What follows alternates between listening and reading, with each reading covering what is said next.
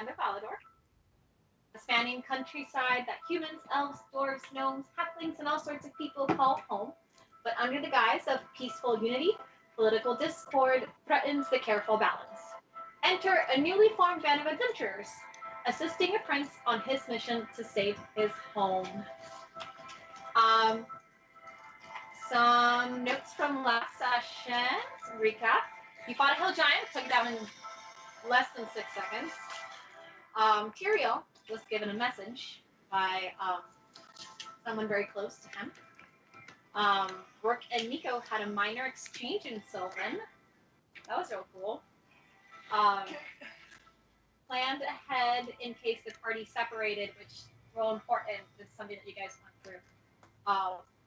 Team Kafel, if you guys get separated, Team Kafel is Rourke, Bakar, Nico, and of course Kafel. And then Team Soren is Tyrael and Tamara. And then you arrived in Kurza'am and did not die from jumping off a moving rock into almost. Bakar almost took a dive down, but with some quick thinking from Tamarin and Kafel, able to be pulled up from the ground. From the brink of death. From the brink of death, yeah. So another recap that I want to do for you guys is Karusag itself, because it was a lot to learn. So remember that Karusag itself is a floating plateau. So you've got the big floating plateau, and then there is the nests. There's 4 nests within the plateau, which are the seat of power for the 4 most prominent leaders of the Aarakocra. That being the Tair is the leader, the Hakim, which is known as the Sage. They have mostly control of magical and arcana related things. The Saif, which is a warrior, essentially the leader of warrior class, and the Amina, which is the healer. From your knowledge and what Kafel has told you, of course, he is the next in line to be the Tair. Essentially, is a Tair now because his dad is dead. And the Hakim is his aunt, Aunt Tahira, which is actually one of the other woman that was in view when you saw the gargoyles with his sisters. On top of the 4 nests, there is, and the floating plateau of Karusag, there is the stratus rocks, which are the rocks that float in the air without moving. And they're connected by bridges and tethered to the ground. And there is about 8 of them, and each of them has a stratus nest. You're currently in one of those. And then, of course, there's the Nimbus rocks, which float around, orbiting around the other rocks, and never hit each other, just kind of always moving about. So last we left off, you arrived down at the Stratus Rock. It's about mid-afternoon right now.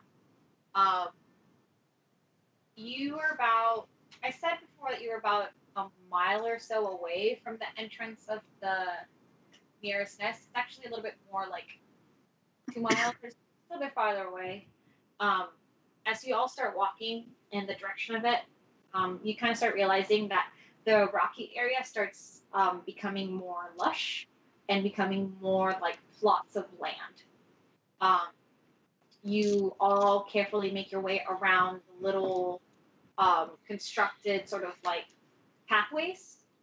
Kafel, you kind of realize that around this time of day, this is definitely farmland, and you're all not really sure how it is that there's crops growing from the rock, but it's happening. It is possible.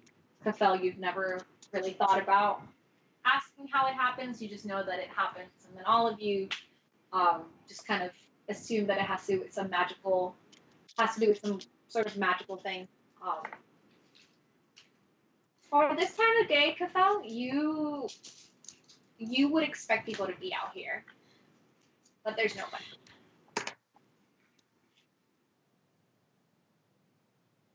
What are you all doing? You're headed in the direction of the nest. Yeah. Just walking. Walk away from me? No, I'm leaving. I'm like holding you up. You're walking me toward a nest. I am. That's what I'm doing. I'm like, bitch, did you just leave me Let's there? go. Okay. I'm following here. Yeah. Yeah. We're all like just following. Everyone's just following Just along. walking. That's alright. Fast So as you make your way closer to the nest, you can see it becoming bigger and bigger. You see the metal beams that kind of jut out and create these vertical sort of faces, and then you can see the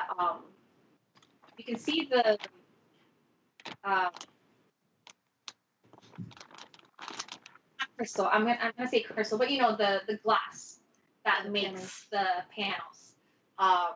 This glass you can't really see through it, and that's normal. Unlike Kirai, which was frosted and cloudy, this looks normal to you, Cathal.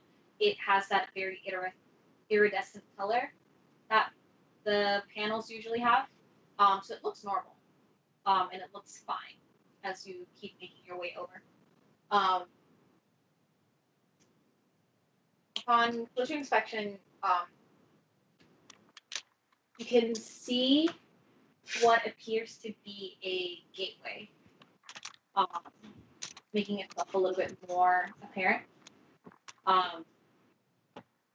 And Cathal, you kind of just let everybody know, oh, that's one of the entrances into the nest. There's usually some located around the crystal structures that keep the town inside.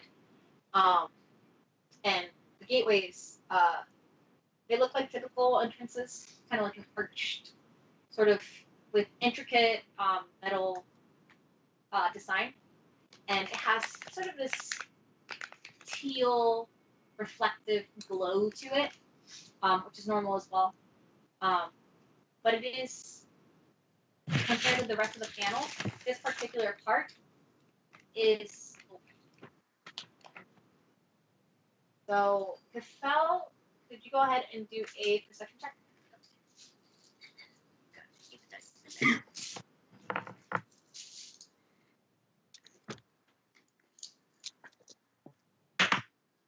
Natural 20. Fuck yeah, okay. You also are making your way closer, and Cathal's kind of taking the lead because he knows this a little bit better than you. Cathal, you realize that at each of you're very sure that at each of the gateways there should be two of the Saif soldiers, standing guard, and there is none. It's just like an open entrance. The gateway itself, of course, is not blocked. It's just quite open. Is there anything on the ground? Huh? Is there anything on the ground where the soldiers should naturally be standing? Nope, just go for someone. Just barren. Okay. It is barren. You'll start making kind of like your way closer. Everyone make an investigation check.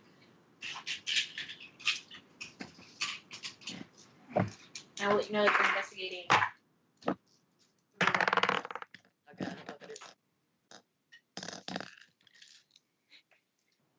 18. Has anybody seen the 16? The wood thing? Yeah, it's investigation. Right.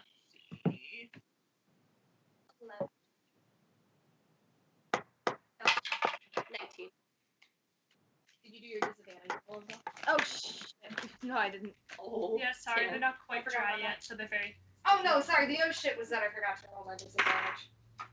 No, the other one was lower, so 11. So sweet of you. 16? 16.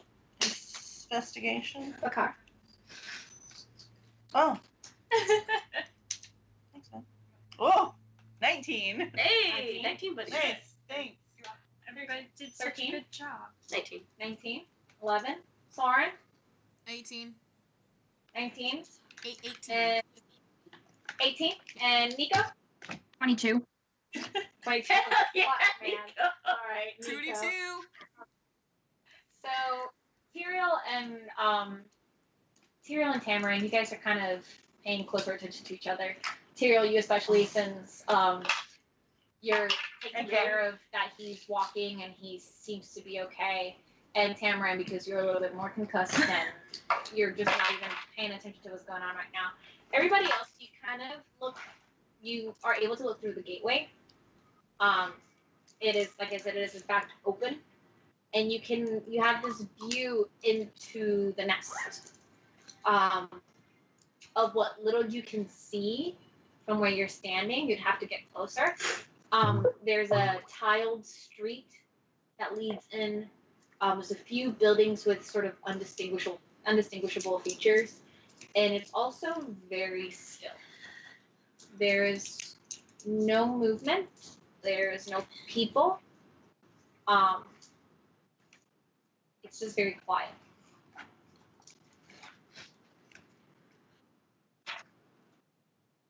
Can I? And maybe this is covered in the previous roll, but can I roll to see if Rourke smells anything that we might not necessarily be seeing? I'm sure he smells very good. Okay. Just in terms of Yeah. we've had him track people in the past. Can he or would that require a more specific scent?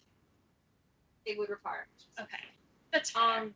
With your natural 20 though, from your earlier perception, Rafael, I will grant you that you look very closely, and you see sort of like a sort of like a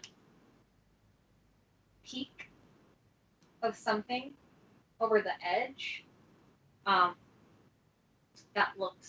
It's sort of a grayish. It looks like the corner of either tail or wing. And this is behind what that I'm seeing this? So you see the entrance. Yes. If you peek through, you know that there should be 2 guards at the entrance. Yes. But there isn't. And it would be kind of, so if there was an opening here, so there's wall here and wall here, Okay, so it's because the just panels, behind you it. can't see through the panels. Okay. It's just kind of like a flick. Very languid, sort of, just a little flash of gray. And there's no way to step over You have more to- to see. You'd have to do a stealth check if you'd like. Oh god. Okay. My rolls can only be so good. Okay. So I don't think a survival check to track gargoyles for that. I would like to. So Gargoyles are your favorite yes. enemy, enemy. right? Yeah. What's the favorite enemy? It says gargoyles have advantage on wisdom and intelligence rolls in reference to them, and then advantage on survival checks to track gargoyles. Wisdom and intelligence roll?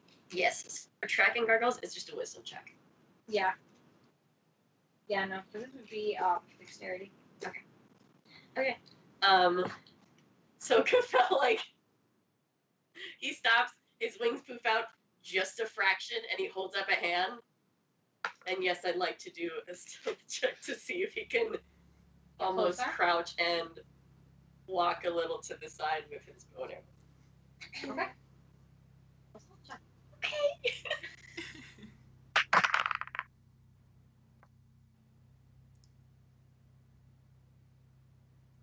Okay. Hey. Perception.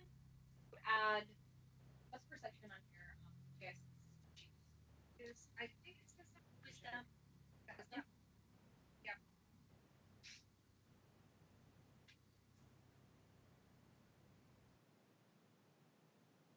Everyone halts at the sight of Cathel holding his hand up.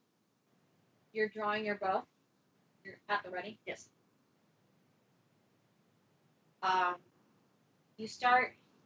Throw your bow at the ready. What kind of arrows? My really cool gargoyle killing arrow. They're Which- adamant. Adamantium. I was gonna say like titanium, and I was gonna be wrong. Adamantium. You slowly step closer. Edge, kind of like To see if we can make actually your make way out sort what of it is. around to see if you can Yeah. see beyond this 3/4 view. Thorin, you start panicking a little bit because you see Cathal moving closer and you know you're waiting. Go ahead and you have a surprise attack. Hell Go yeah! Awesome. Go ahead and attack. However you like. Okay. It is a surprise attack. Okay. It's no bonus action, but it is an attack. Yes. So It's an attack. I Give it only your have all. one spell slot left, so I'm not that good.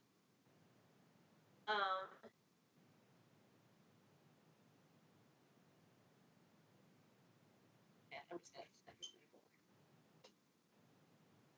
you only roll your attack. Yes, well I have another bow and I have my crossbow, but no, yeah, the black guardian is the best. So I'm just gonna see if I can actually hit with this thing. That seems the Roll best. for an attack, yeah. Yes. 17. You don't add anything to it, right? Your, Your bow would be dex, right? And then your proficiency, as you well. add your dexterity and your proficiency. Okay, so 17, 18, 19. Wait. 22. Oh yeah, that hits. Yeah. Go ahead. Okay. So for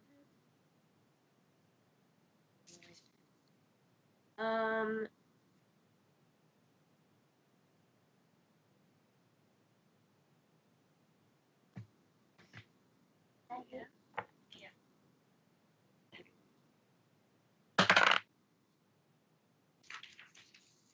just something else I remember. 5 plus 1 bonus.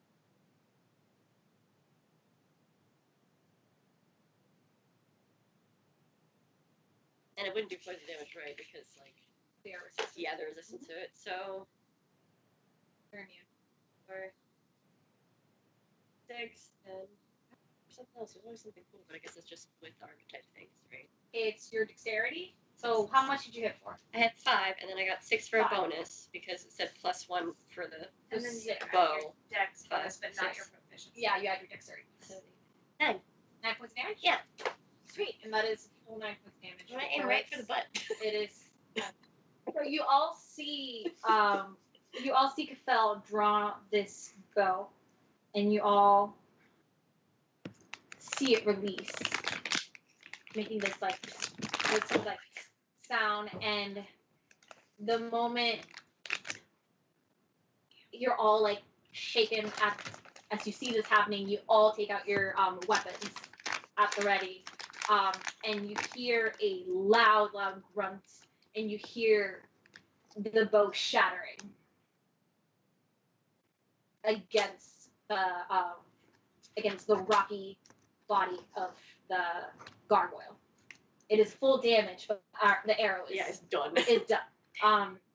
And this gargoyle growls loudly and turns around and sets his eyes right on you. And then you see a second one come from, as you hit the one on the left. A second one comes up from the right, sets their eyes on you, and everybody to roll initiative. Ah! Yay! Oh man.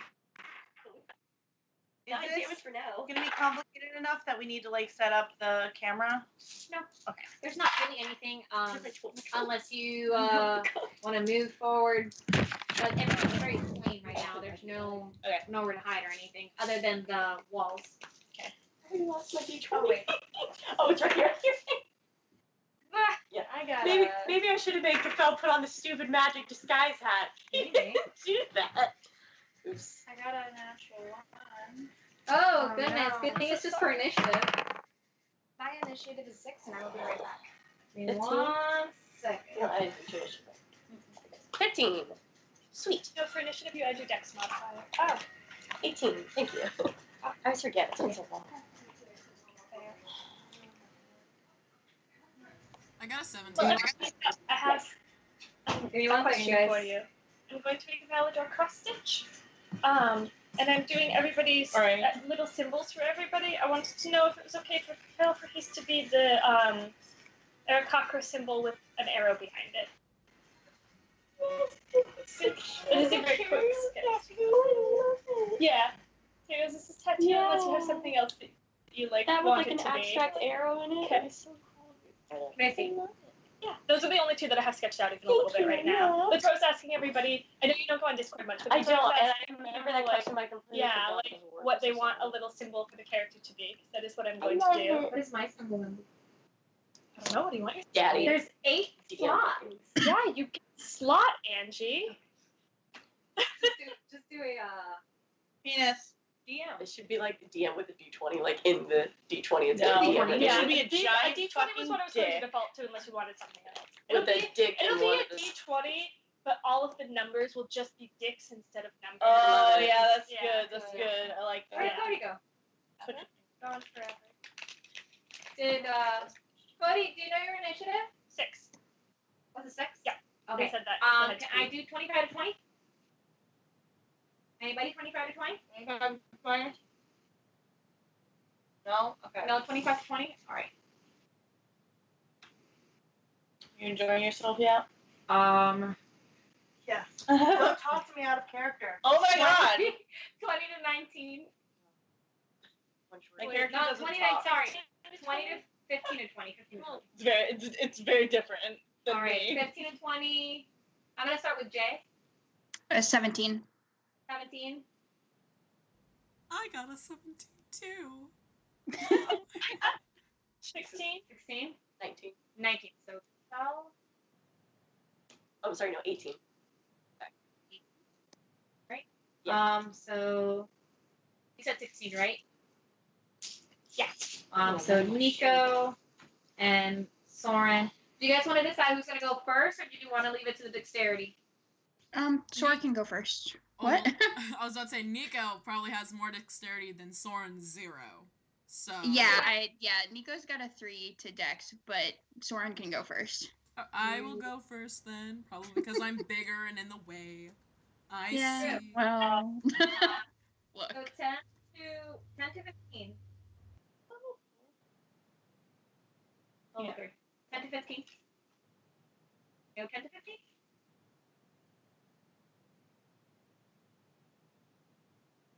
All right. 5 to 10. Oh. You're 6, right? You're Yeet.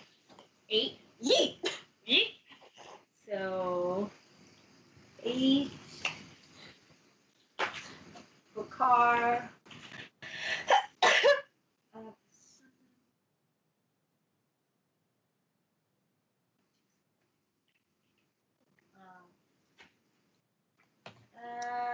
Six Cameron.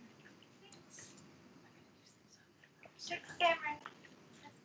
1, 2, 5. The 1. Technically, I got a -1 because I have negative. Oh my god, dexterity. amazing.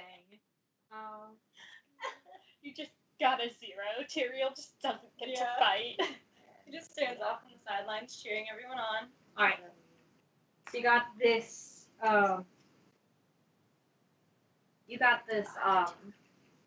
surprise attack on the first gargoyle, and it was 9 points of damage. Bottom. One second. Try to do this again. Alrighty. So, here we go. Perfect. So, you all get at the ready. In a flash of a moment, you see from the gargoyles, as they step into view, you see an icy sort of cloud release out of them, out of both of them.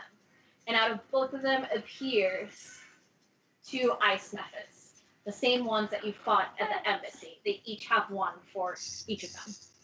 Does Roar canonically say that? The first ice method go first, and he's gonna go and attack you, because you're the one who attacked.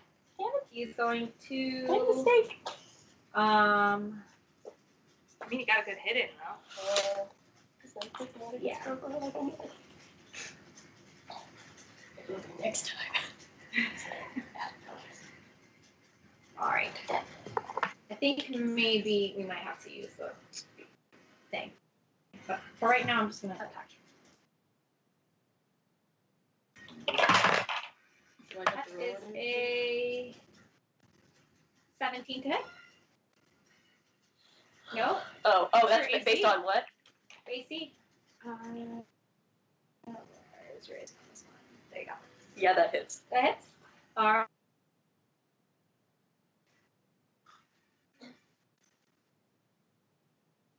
A cone of ice releases out of the body. This tiny devil body. It's terrifying. A cone of frost releases out of towards you. You need to go ahead and make a dexterity saving throw.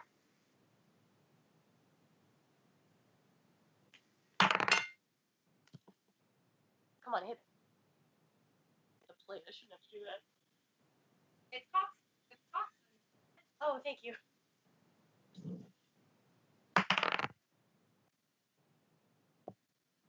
Wait. Dexterity saving throw. Uh-huh. How much? Oh god, I thought it was a 1. Okay. 10. You just make it. Oh my god. So you take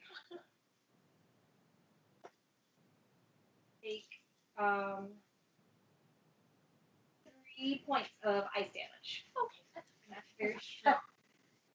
Little tiny area of effects. Oh. Something right here. cool. Right here. Green stripy, It looked like like water a 1, or and I was something. like, I'd rather take my 8. fiery. Christ. This is worth it so fine. For 2 boy. I'm so excited. Alrighty. My 2 square boy. So you're able to dodge out of the way, but it still hits you. It's to the side of you, and you can take 3 points of damage.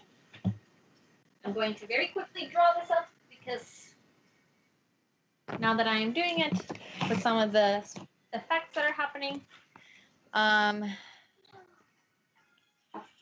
we might need a camera, right? Well, what I can do is just join the call on my phone since it already. Just take the plate. Oh, well, I should. The diabetic should have plates. Here. Up there. I don't know how we're gonna hold your phone up though. We'll just prop it up. Should be easy. Okay. Oh, but we are gonna mute the fuck out of it. That outrageous background. Hold, I'm so sorry. There we go. I did. I was working on it. Okay. You also have to mute their phone. It should be. Oh, it's not. No, you're right. Okay. Should be okay. Are we good? Okay. Now I need to figure out how to. There we go. Oh, hey guys. These two are going to be the gargoyles. Put it in the Let's see here. Two. Oh, perfect. You get a ground the whole view. Oh my god, it's like you're in the field. Can you guys hear us? Okay. And then I'm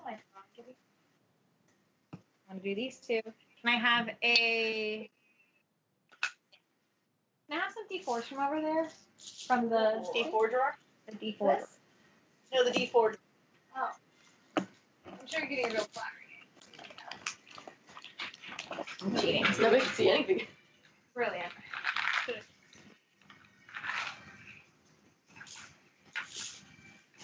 This one's Nico. This one's Soren. And the Sneeko. Extravaganza. Okay. Wait. I'm so sorry. I'm trying to. It says I'm muted. But Is your sound all the way off though? my sound is as off as it will go. Okay. No, that's the muted. It's already muted. Then this happens. Okay. Can I have a D4 for everybody? Oh, God. A boy. What's up? Whoa, that's just my face, dude. I don't know why I thought this was gonna work. I'm so sorry. Never mind. I also don't know why you thought it was gonna work. I don't but know. At least your intention was there. I thought I was gonna like balance it somehow. Like There we go. Here. Wow, Over. way to slam down. no, it was pointed towards the microphone. Oh, okay. I love this. This is the greatest setup. I like theirs be way better than ours. Shit. Actually really good. Oh man, I wish we could like make her. I need something for Tyrael, and I need something for you. Perfect. The car's fucking dead. You just murdered the car. You two are here together. You're here. Soren's probably right close to you. You two are together. They do the Nico's whole like close anime to fall here. on the God ground damn thing. Like the car's under him. There's You wanna cherry put this in blossom. behind it. Good. Alrighty. So, I was just like, I'm not Um, ready yet. Soren, I need you to also roll a dexterity check Oh, goody. because it's gonna hit this way.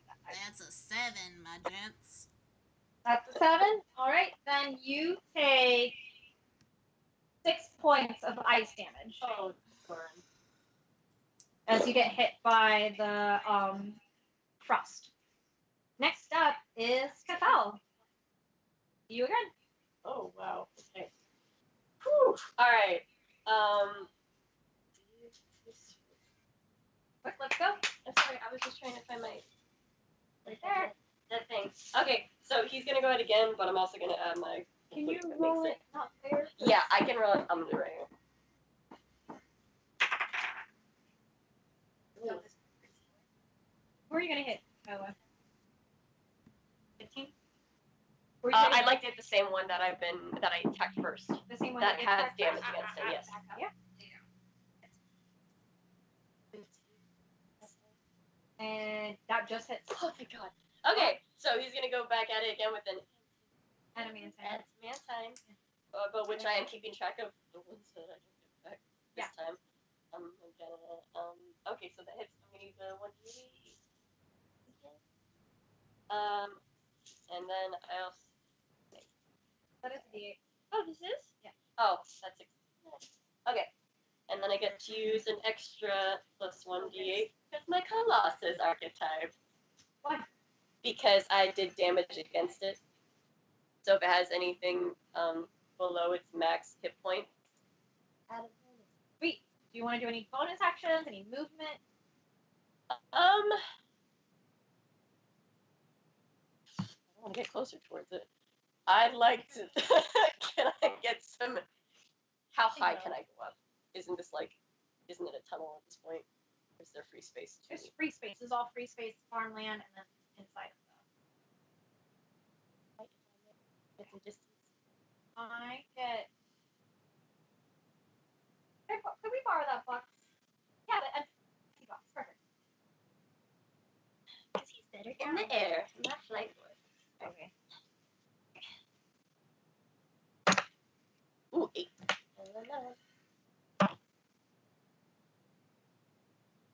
Plus your Your dex dexterity.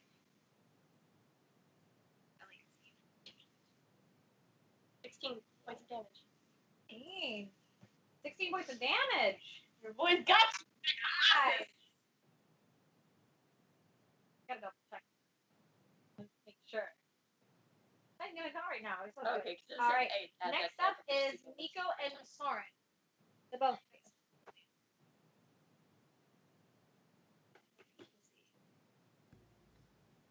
I would like.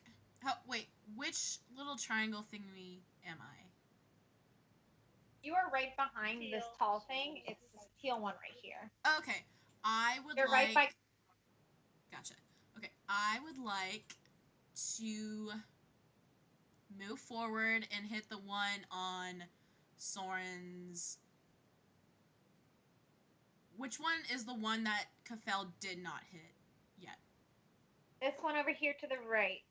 I would Closer to you guys. Okay, I would like to do. Computer, please don't freeze. Okay. Moving. I would like to attack. Just a plain old attacky moo. So you're moving up to the gargoyle? Yeah, the one that Kafel didn't hit yet. Alrighty. Go ahead, roll to attack. Okay. That. Oh. Wait, that's wrong dice. That is a 19. Alright, that hits. Go ahead. Okay, so take these dice down. Plus 5, 12. That's a 17. 17 Yep. points of damage. Yep. Because I rolled Great. 2 6s and then I get a plus 5. Nice. Alrighty. Is that the end of your turn? And for my. Yeah. Alrighty, next up is Nico. Okay. The one Kafel hit is still standing, yes? Yes, it is. Okay, so I'm just gonna fling a fucking Eldritch Blast at it. Be careful, I'm Alright. over there. Eldritch Blast is a single, it's not like Oh. an Yeah. AoE, it's just a single blast. That Okay, is bye. a 17 plus 6, 23 to hit. Yeah, that hits. And then... Yeah, that might actually help if we turn them down a little bit with the echo. Oh, yeah. Alright, that is actually a 10 plus 4 is 14 points of damage. Yes! Amazing. Alright, 14 points of damage for the one that Kafel hit. Yeah.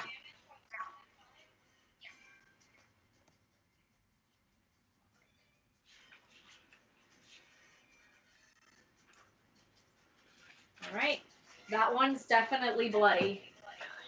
You can see the, not blood, but you can see sort of the stone start cracking and you hear it grunting. So that was Nico. Next up is Rourke. All right. I think that so first he's going to rage, I think. Sorry, let me. Yeah. He's gonna rage.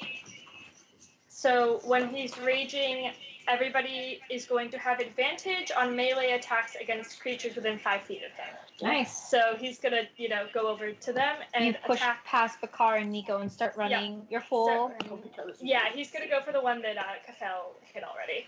And I do think that Rourke was near the front of the group when they were walking. If that makes a difference. Kafel was leading. Yes. Yeah, I mean, So, but you were kind of right there. Yeah. You get just right up to him. Just right up with to him. 30 Okay, feet. cool. Awesome. So let me just put my temporary hit points in here. 6. 43.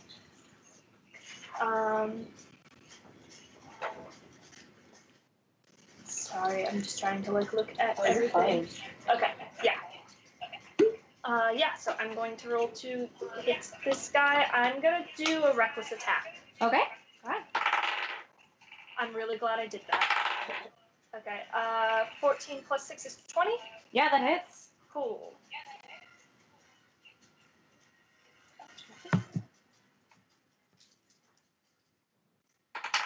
Maul him. I rolled very badly. I'm sorry, guys. 7. Alrighty. You all see Rourke take a swing with his maul. It is actually. You know what? That's 4. Yep. Not 7. Mhm. And Soren. Well, how much did you hit for? Isn't it like 17? It was 17. Yeah. It was like 6. 15 or 16, I think.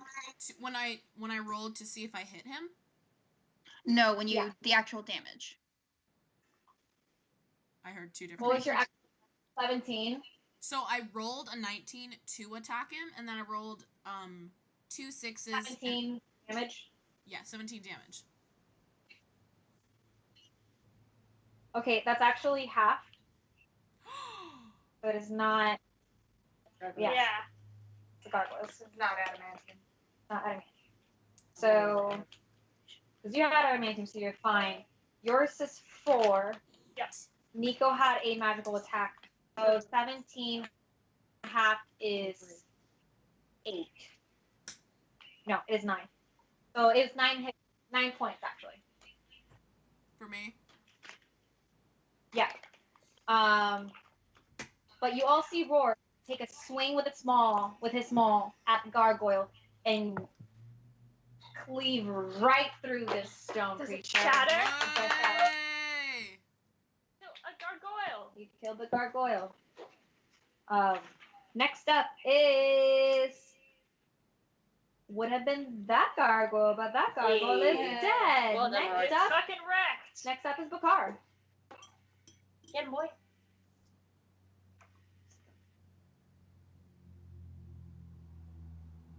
Yeah. Go ahead, tell me. Are you gonna text me back? Oh, It's like I can just wait. Like it's NBD. Especially since we're down to like only one gargoyle. go ahead if you want to do it. Thanks. It's your boy. I know, but I don't know about the boy. Do the boy Do it. thing. Do it. I don't know him, boy. Do it. Do it. Okay, Peer pressure. so I'm gonna attack with my Kopesh, which is 1d8. Which one are you? Who are you attacking? There is There's one. only one left, right? There is one Oh, gargoyle. I'm so sorry, guys. I got you guys. There I'm is just gonna one hold you. gargoyle and there is 2 methods. Also have advantage if you're making a melee attack. On what? Anything within 5 feet of me. They're not in 5 feet of you. So are the methods? The methods, yeah, actually. All right, I want to take one of them boys out. So you're going up to him. Yeah, I'm going up to the method.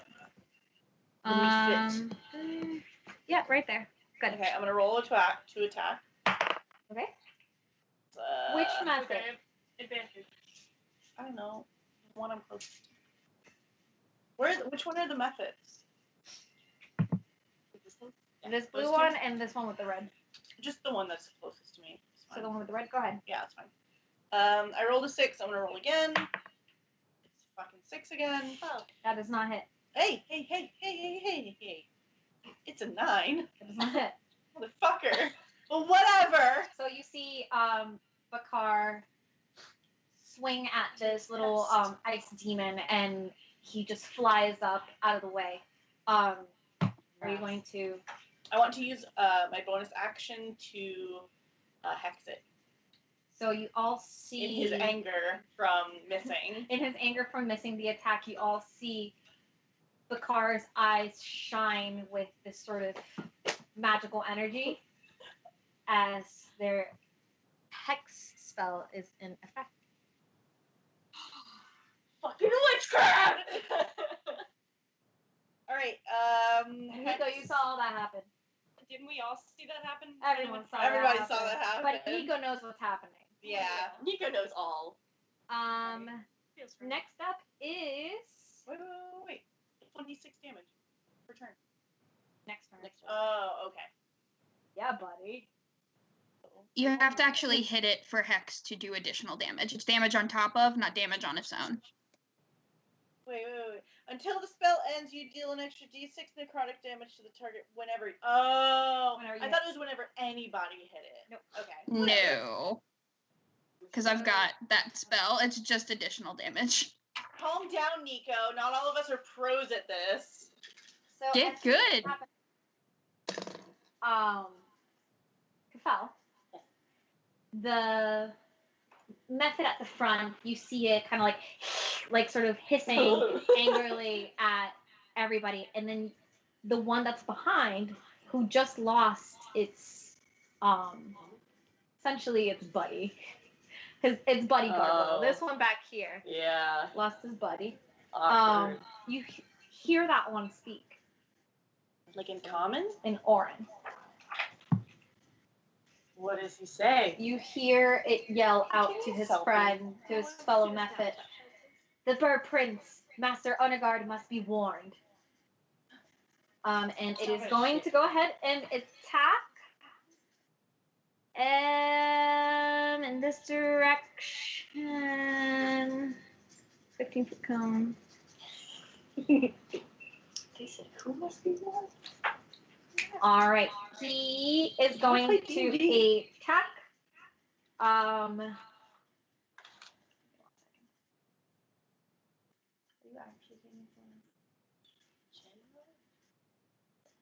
blank on the name. Master Onagard. Master Onagard.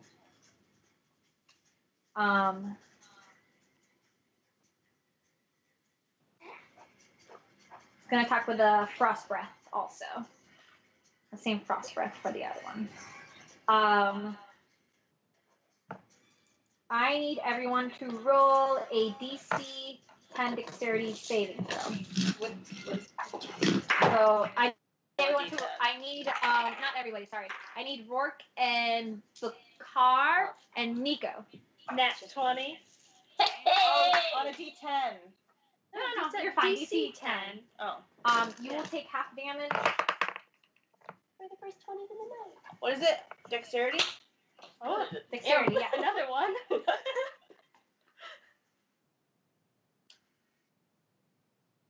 22. 22. And then Nico? 15. 19. 15. 15. Okay, yeah. All right, you all take 1 second. One more second.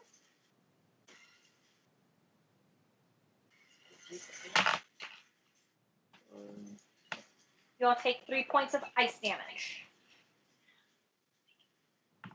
As this little Mephit starts shaking and struggling because he is not too happy. He's lost his gargoyle protector. Next up is Tamarin. Okay, Tamarin is going to.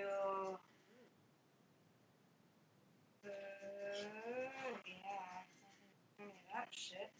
Tamarin's gonna just try and hit it with his crossbow. Alrighty, which method? Or the these gargoyle? two are methods, right? This one and then this Oh, and one. that one. The one that's further away. One's further away. Yeah. The car is in the way. Oh, yeah. No, the hex one then. Welcome to The my hexed body. one. I'm not good right now. I don't want to try and aim through my comrade. Alright, it'll have to be with a I disadvantage. disadvantage, yeah. Not gonna do much worse than that. Okay, so that's gonna be a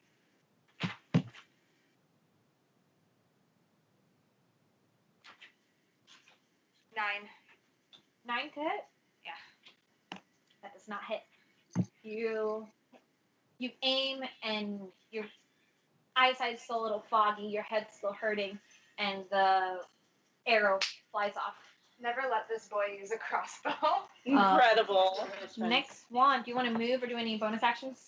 I'll move a little bit closer. Where? Like next to Cathal. Fell's up in the air. Yeah, be underneath. Okay, next Directly up under is Cathal. Grab your bucket. that gargoyle. Gargoyle is going to attack Soren. Let's attack. Oh my God, just All right. chase in the dark. I know. It's like aesthetically perfect for Nico. It's like a floating head in the dark. So he's going to attack twice. The first one is 8, which I'm assuming that does not hit. All right. Second one is a natural 20. So with his bite attack, I saw it.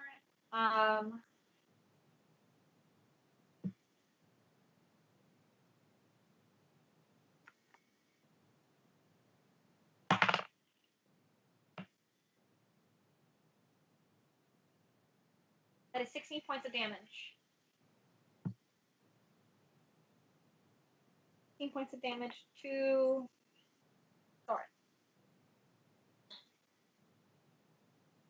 You all see as this gargoyle tries to hit Soren with his claws, and then when that doesn't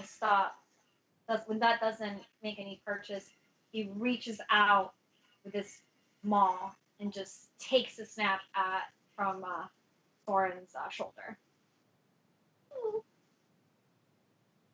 All right, next up is Tyrael.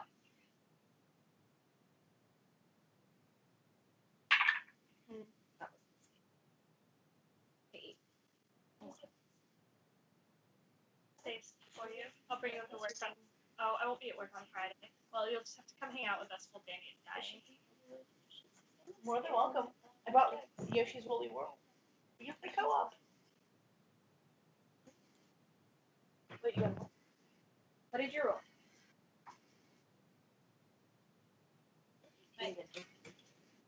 What are you doing? Before 19. What are you? What are you doing? Rolled an 18. And then Okay. proficiency bonus. Yes. And then what are you? Oh, what am I doing? Yeah. He's gonna do Sacred Flame. So then Like, +3.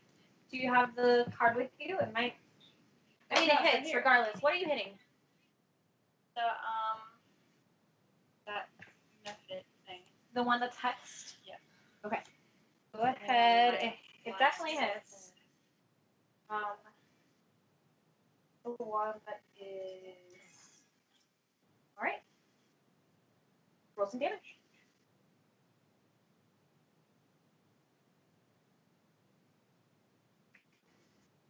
This is Sacred Flame, right? Yeah. Do you have the card for Sacred Flame? No, I don't know where it is. I looked through the whole card deck. Do you need a player's handbook? Oh yeah, I could get it for you, man. I also think that Amanda might have it downstairs. Yeah, it's probably with Sacred Flame.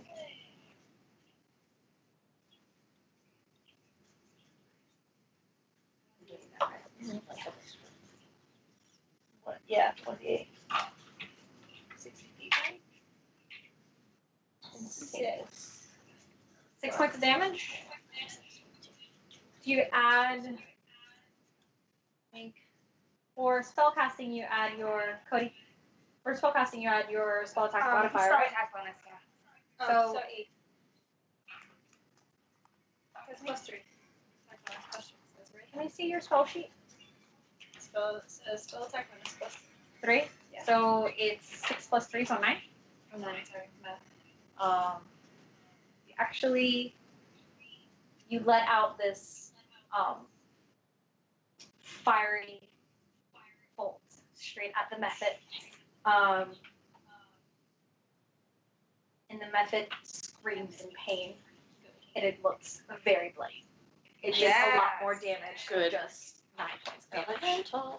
Sorry, to clarify real quick, isn't spell attack bonus added to your roll to hit, not to damage? Is it roll to damage, or is it just a hit? Roll to hit. Yeah, spell attack is roll to hit. Got it. So it's still 6 then. Yeah. Okay. Yeah, it does more damage than just 6 points Oh, damage. so the hex. You don't know. You don't know. Oh. It just does more damage. What did you just hit it with? Sacred Flame. Interesting. Because they're ice. Oh, yeah. All right. We are at the top of the round. Ice Method is next. He is not too happy. You were back here. Did you want to move, by the way? Yeah, as far as I can go, I guess. So 15, 20. you can go right up to it. Oh, cool. I'm right in front. Ice Method is going to angrily jump over to Tyrael. It's going to attack with its claws. All right. A 16. I'm sure that is. Your AC. Oh, Okay. So it is D4.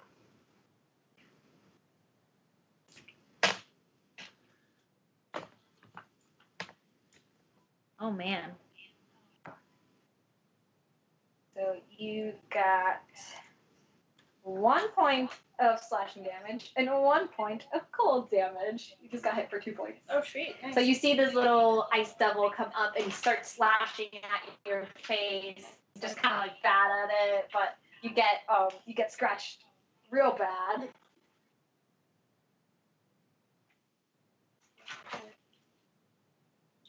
All right. Next up is Kafal. Oh, goody. Okay. Where's Soren in this thing again? Soren is the break. Yeah. This motherfucker? Yep. I'm gonna get in front of this motherfucker to attack. I mean. Or can I pull him back? Or can I use his bonus action after attack? If you're gonna pull him back, that's gonna be your action.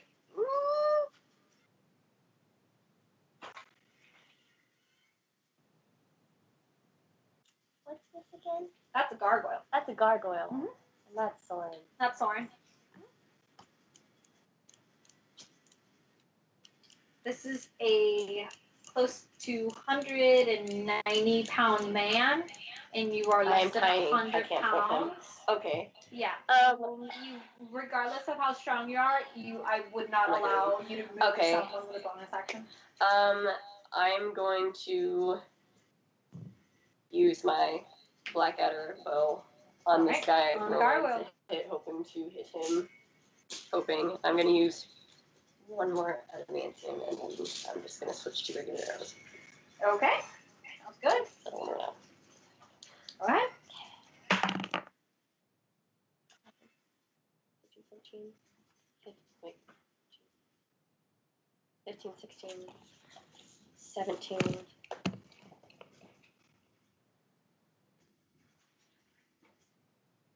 17.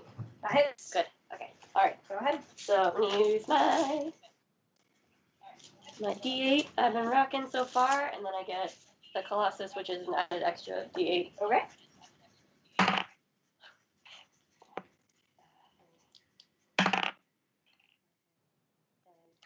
7, 8. I get a +1 on damage roll. Do I get to add more dice? Are you on your Attack. roll No, attack like or are you on damage. your damage? Just that, yeah.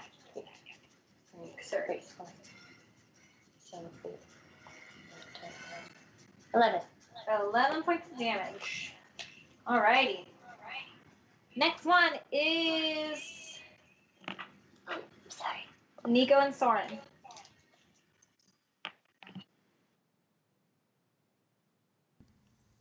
I would like to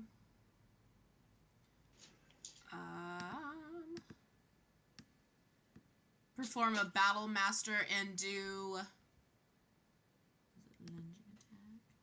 and do sweeping attack, which Okay. and I would like to hit the gargoyle, Alrighty. and I would also like to hit one of the frost spirit thingies. Can you hit them at the same time? Oh. So it just sweeps over and hits both of them? When you hit a creature with melee attack, you can extend one superiority die to attempt to damage another creature with the same attack. Alright, go ahead. Also, you get advantage. I do? Yeah. Okay, I I'm get gonna go- advantage. I'm gonna have you go ahead and roll to see if you hit both of them. So roll to see if you hit the gargoyle and roll to see if you hit the method. So that's a natural 1. Roll again for advantage. Okay. Yep. Oh, that's a natural 20! Incredible. Thank God. Fucking amazing. So you hit the gargoyle. Go ahead and roll to see if you hit the method. That is a 13. What was that? 13? 13 for the method? Yeah. Did you roll again for advantage? No. That is a 19. Yeah, that hit. So they both get hit by your sweeping attack. Go ahead and roll damage. Okay.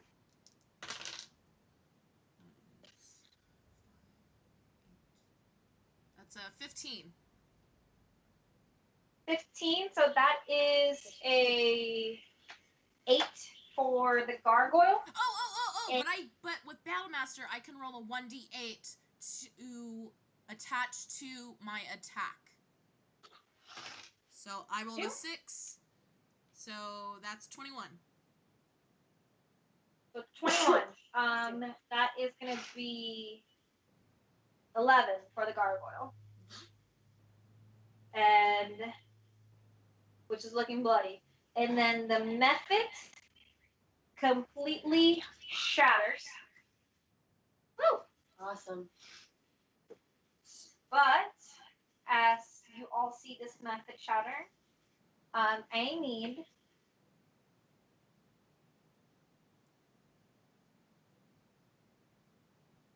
I need Soren. I need Tyrael. I need Bakar. And I need Rourke to make a dexterity saving throw. Yeah, dexterity saving throw. 20 plus your dex. 17. Non-natural 20. Natural 20? Unnatural. Unnatural 20. And then Soren. 19. 19. So you all make it, but you all do suffer. Oh no. You all do suffer 4 points of slashing damage as this little method bursts into jagged pieces and hits you all. So that one is gone, and the hex. Wait, how many? 4 points. 4 points damage. The hex, Bakar, because you do not have control of this magic yet, the hex disappears, so it does not transfer over to the other method. That is something that you have to practice. All right. So next up is Nico. Yeah, I'm just doing the same thing with Eldritch Blast.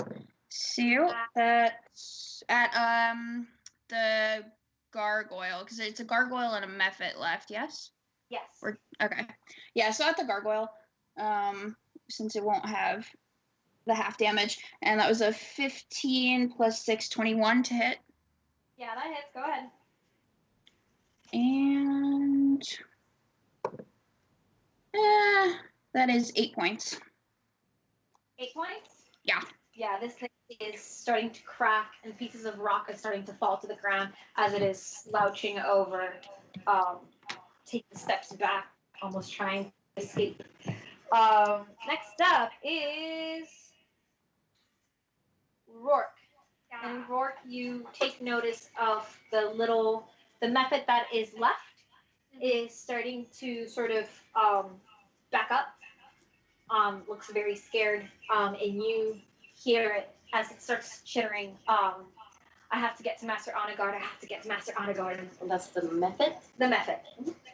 Because it speaks Orin. Somebody fucking shut it up. Do I just get it? Grab it. Do something. Go ahead. Do something. Okay. What are you Don't going to do?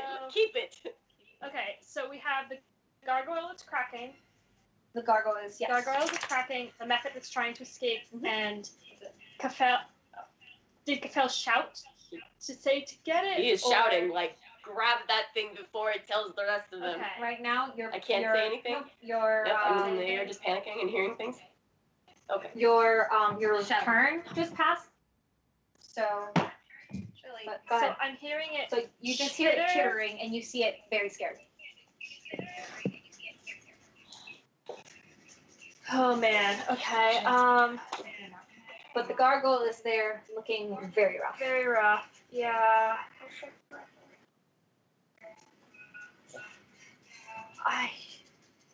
I really want to go for the method, but I'm having a really hard time justifying why Rourke would go after something that's That's running fine. away versus the thing that's cracking apart and has been attacking What? and is not Yeah, leaving. but- So It's a bad thing. Is it flying away? Go or ahead. Just panic. It's just panic. Okay. yeah, Do I, it. I think I'm gonna go. Sorry, and I'm gonna attack recklessly again. Okay. 12 plus 8 is 20. Yeah, that hits.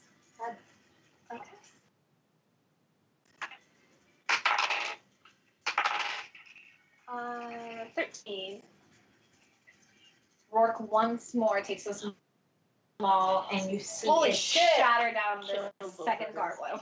Amazing. Yes. Good boy. Who killed the method? The first method? Was it Tyrion? Yeah. Alright. This little method is absolutely very scared. It is just him and 7 of the biggest people, aside from gargoyles, that he's seen in a very long time. Next up is Tar. All right. I'm gonna hit the. It's only the method that's left, right? The little Yeah. one. Okay. Nobody's told me to grab it. I can't say And anything. Cathal can't say anything, it is not your turn. Yeah. So I'm gonna go at it with my. Okay. 12. I think You have it's advantage. 13. Oh, and I have advantage. That hits. Hit. Alright.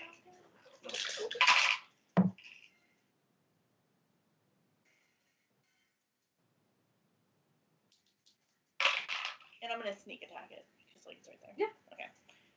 6, 7, 8, 9, 10. 13. Alright.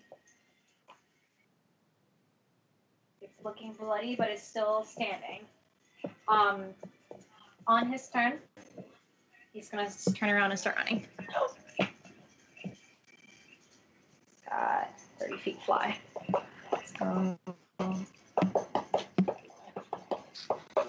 Let's go this way. So we measure this.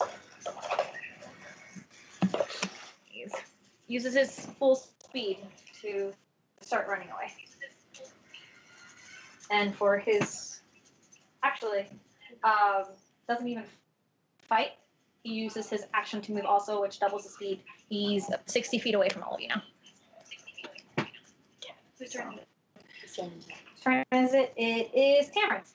Is the method, would you say it is a creature or a humanoid? All elemental. Okay. And it's 60 feet away from us? Probably more from me, because I'm there. Yeah, you're back there, so it's definitely farther away.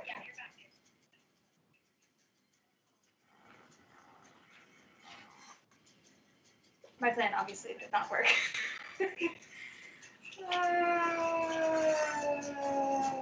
Okay.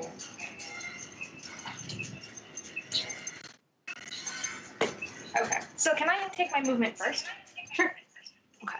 And my movement is what? 30?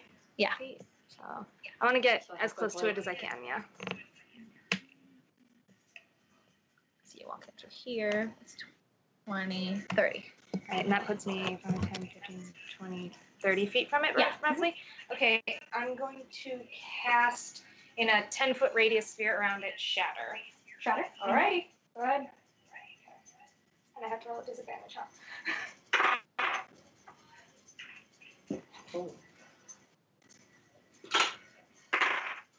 Well, my disadvantage was an at one. Not one.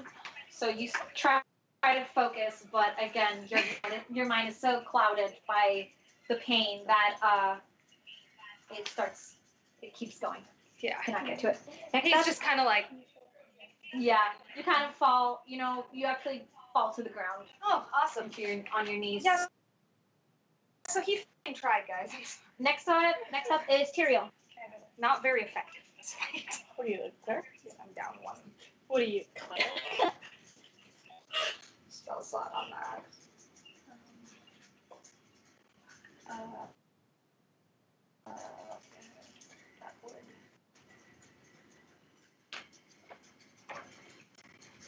have a tag.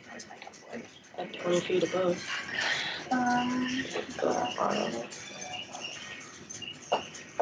No, I I don't need have to go. certain cards in it. I need to know. I do. You don't have certain cards because Amanda has them downstairs. No, this is my desk. So I thought I'd have like The one that I got you? or Zach got me. That Zach got you? Yeah, sorry. Okay. That's also because it's not It's not a complete effect. Oh, okay. Fuck. I guess I just do something plain. Alright. Can I do something that wouldn't kill the others? What is Can I uh, use spare the dying on it afterwards? Possibly. This is, you wouldn't know that. And technically, you don't know that it's trying. I know, but like, okay, anyway, so. Yeah. Or whatever. Yeah. What is the distance for Sacred Flame? 60. 60 feet.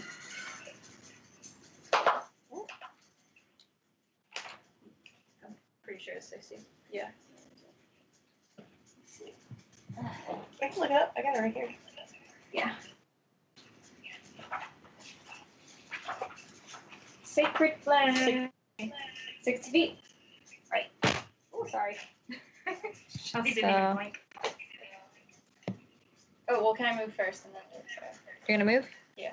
Like as far as the 30 feet? I think you can go right up to here. And go ahead and Roll to see if you damage. I did 13. 13? Yeah, that is. No. Attack bonus goes to it, so 16. So, okay. And then. 5. 5 points? Yeah. Alright. You see this burst of fire once again leave Tyrion's hands, and the method shatters into pieces. Great. So you are all out of combat now. Rourke is gonna rush over to Tam and make sure that he's okay. Oh. So, alright. Well, that was an attractive view of me for a hot second. Alright.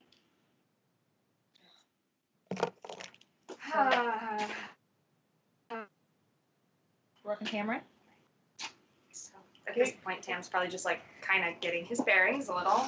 Yeah, I think Rourke kind of comes over and puts, like reaches out an arm to sort of help you up. Yeah, Tam takes it and kind of like stumbles up a little and he's like, well, that didn't go exactly as planned. Tyr, since he's like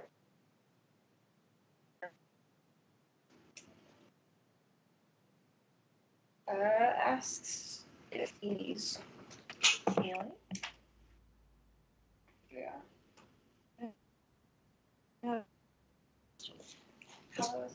Don't.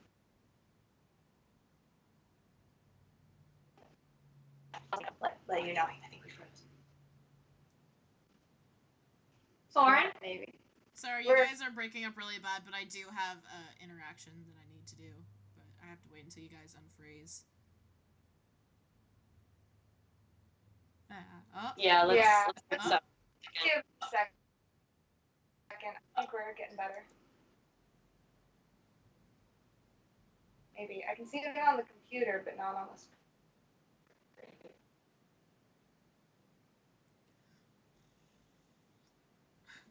Oh, I'm pausing too, so it's. Oh, it's the internet.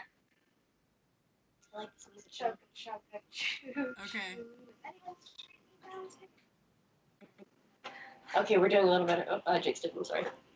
There we go. Okay, it's a little bit low, like definition, but you. Oh, wait.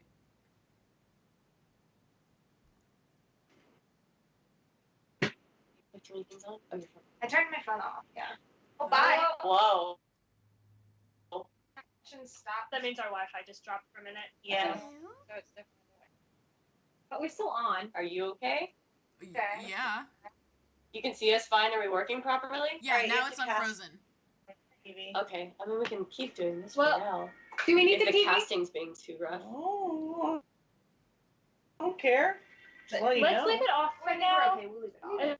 As long as we can, just because I know that casting tends to make it much slower because it isn't like screen sharing. Yeah, and That's just fine. just And we pay just have attention two. to the Yeah. to the smaller screen. Alright, I'll keep my eye on it. So Okay. So Soren Right. hobbles over to Nico, and he's clutching his bitten shoulder, and he asks very roughly, "Are you willing to spare a healing spell for me. I also have healing potions. Yeah, Nico's like, you're aware I'm a warlock, yes? I have no clue. That's not really my field. Oh. I My have a healing mistake. potion on hand, Last. but I can't hear. Can I say it again? Cheeto's basically giggling in the background. Oh, Soren hears it and turns the McFuck around. Yeah, and Nico's like, I think Tyrael would be the better bet to help you with that. I don't have what you'd call a healing touch.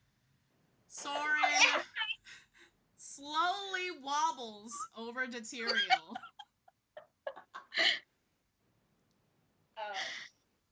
Tyrael. Tyrael, like, is just kind of, like, gritting. Yeah, I also have healing potions. I have a healing potion, but... What, DM, what do you think is better to save? Like, should we save? I think Rourke would cut in at that point and look at you and say, save your magic. It seems to be more effective than our swords. I take a health potion. Well, I have two. I have two. too. Oh, okay, I also have 4 regular and 3 greater potions of healing, so we're not really hurting. Yeah, because I have our bag of holding, so like we're pretty set on healing potions. I wouldn't worry too much about taking one. Okay, cool. Because I just saw my 2 and I was like, oh man, and I totally forgot that everybody else had potions too. So yeah, I will take a healing potion. And what kind of dice do I roll for that? 2d4 plus 2. 2d4 plus 2. Nice. 2d4. 1, 2, 5. That looks like a 4. Okay. 3. 2. So I regain 2, 7. Okay. Alright. So you're all standing around and you're breathing heavy as you take a look through the stones, the shattered stones of the gargoyles. Anyone has to say anything, or Can I roll it? Do I do anything if I roll an intelligence or wisdom on that name? on a guard? You've never heard that name before. Okay, then I will not. Tyrael?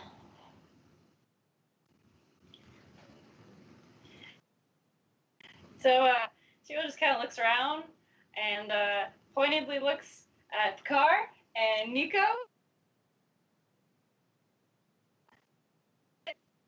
Talk about what?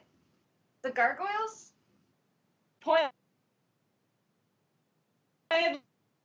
Rourke looks very confused. Picard's looking at Tyrael like, I don't know what the fuck you're talking about. I didn't get, like, any of that. And you guys... Oh, shit. Oh, come on. Internet. Do you want me to save someone's stream down? No, I'm sure they Can you hear us now? That's what they do. Yeah. But it went in and out for, like, literally everything Tyrael was saying. Oh, Tyr can repeat. Are you guys having internet problems down there? Oh, we are. Just checking. Okay. The router has a really hard time reaching this room sometimes. Sit. Maybe back, like, sit center of the table. Okay. That's like Um, would sit ever. Alright, so Tyrael pointedly looks at Nico and Bakar and then around the circle and says, are we not going to talk about that? Tamron was like, talk about what? And Bakar said, I don't know what you're talking about. Well, like, looked at Tyrael like, I don't know what you're talking about, like... Rourke looks at Picard and says, are you okay? Car turns to Rourke and he's just like, I mean, I'm a little scuffed up. He shrugs. No, Nico's like, we can talk about the accidental magic usage in a second. Kafel needs to put on the disguise hat. Yes. He's up in the air still, right? Yeah, he's gonna slowly finally swoop down after you heard his name, but he's more closer to the shattered pieces of that goddamn. Yeah, well, I mean, Nico was saying that to the group as a general. Yeah. But he heard his name, so he finally kind of swooped down to land. Bakar straight up gives Nico that look when you're in the room with your crush and somebody's just like, hey, crush's name, like, fancy seeing you here. Bakar's like daggers at Nico right now, like. Yeah, sorry, but like, out of character, the entire group saw that, like. Apparently nobody else in the group realized it. Yeah, because they're not magic. Yeah. I know, that's what I'm saying. Slightly concussed. Yeah. Rourke genuinely didn't see it. No You were behind offense, him when but, it like, happened. Rourke's too dumb. Soren's too pretty.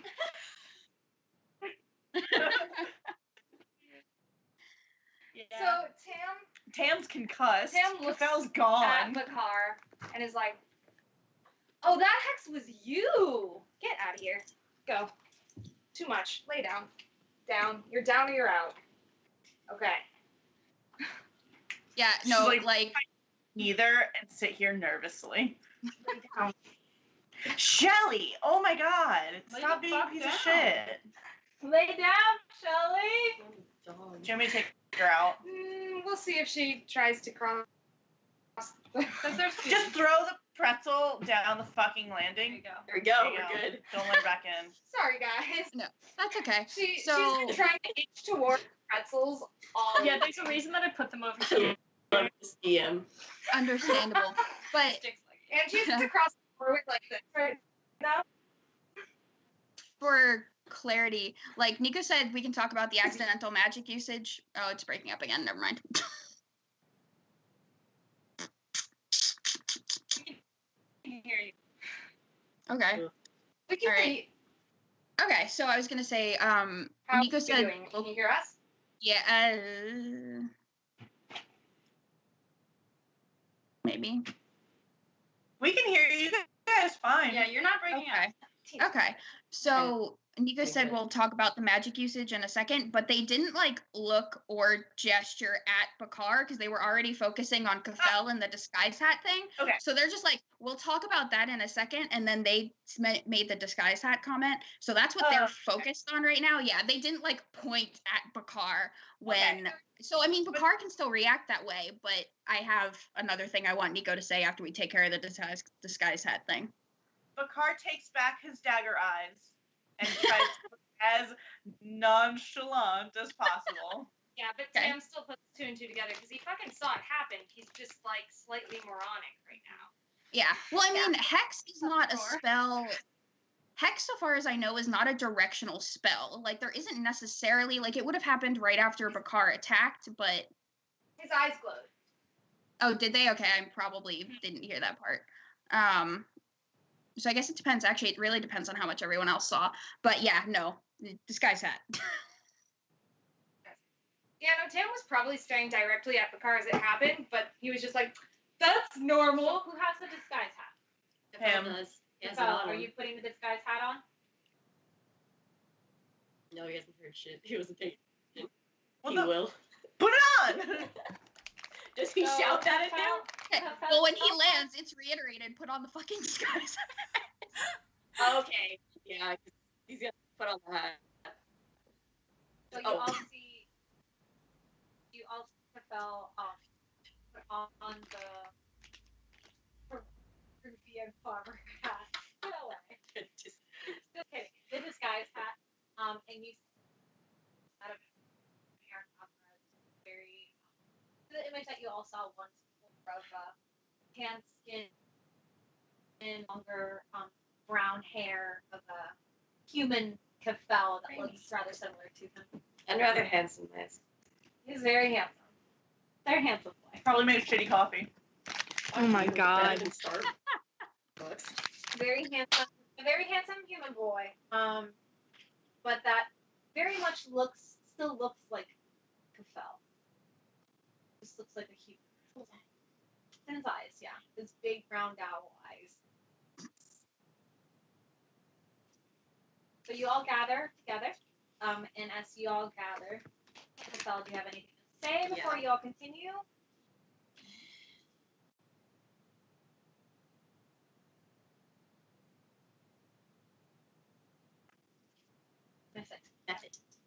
Method. Good job taking down. That thing was going. Who knows If how y'all many said seconds, anything. I'm sure.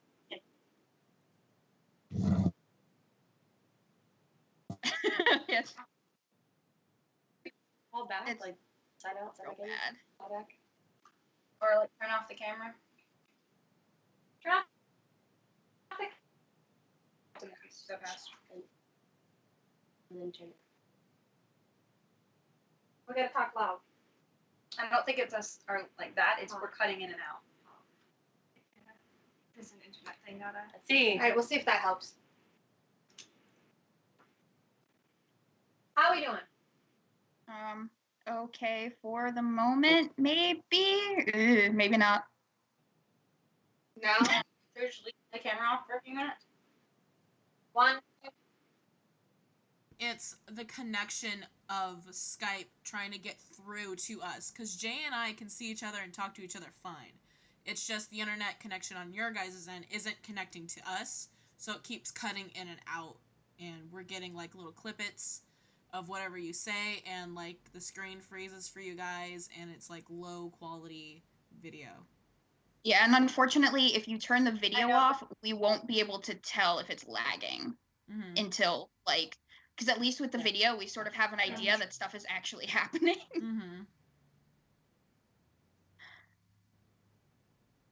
Oh, yeah, there it goes. Is using anything. I could try my computer. Start.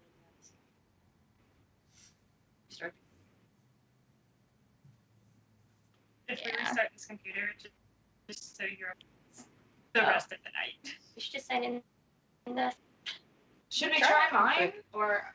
I mean, mine's a computer. So I think what Like we're going to application. try and do, I don't know if you guys can hear us right now, I mean, we can go on a break too, is and we'll figure it out. take 5-10 minute break and I will set up my computer because it's newer and see if it receives the signal better. Okay. Okay. So break time. Break time. Break time. Okay. Great. How do I get out Skype? Here's the doggo again. Goodbye.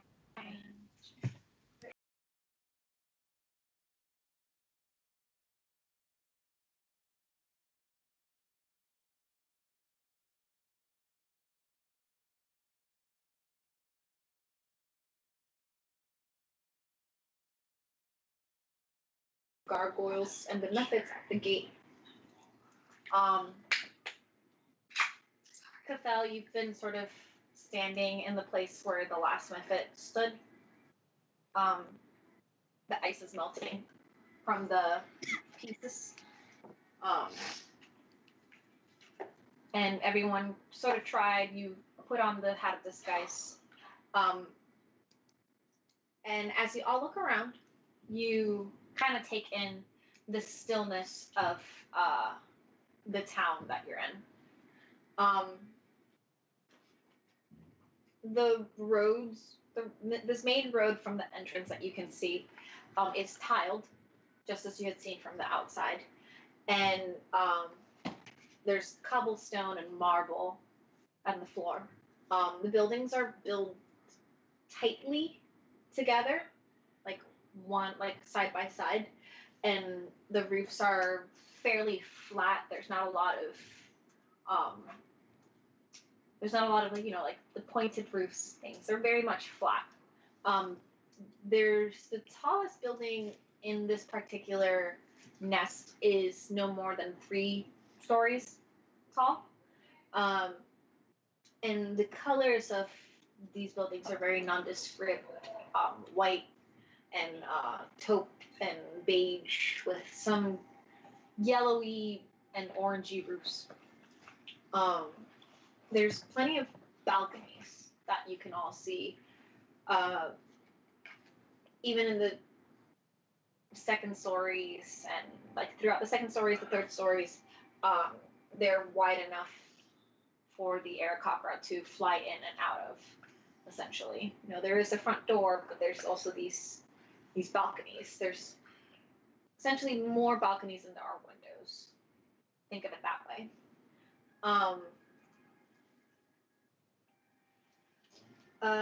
You can't really see the inside of buildings at the moment, as you are just standing kind of in the middle of this road.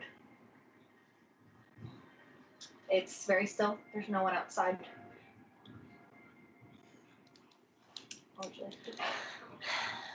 And from where you're standing, this is also a fairly smaller nest.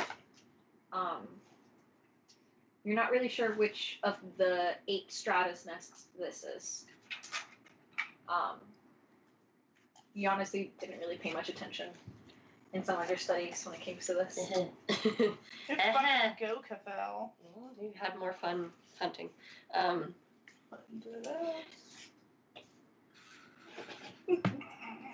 So, with the broken pieces, like the shattered pieces of the gargoyles, is any of it adamantine salvageable? Not for arrows, but to keep, like almost like daggers or just slivers or shards to keep? No, not as salvageable. Okay. So Kafel kind of turns already, gives them a once over now that he's finally out of his own head. Reaches towards Tyrael, doesn't know where to touch, just good job for the method. What I'm trying to say is it's good that you did that because it was going to tell who knows how many others, and gargoyles on top of that. Master on the guard means nothing to me, but I'm assuming no one has any idea what you're talking about. Because he just keeps ranting, keeps just saying it like no.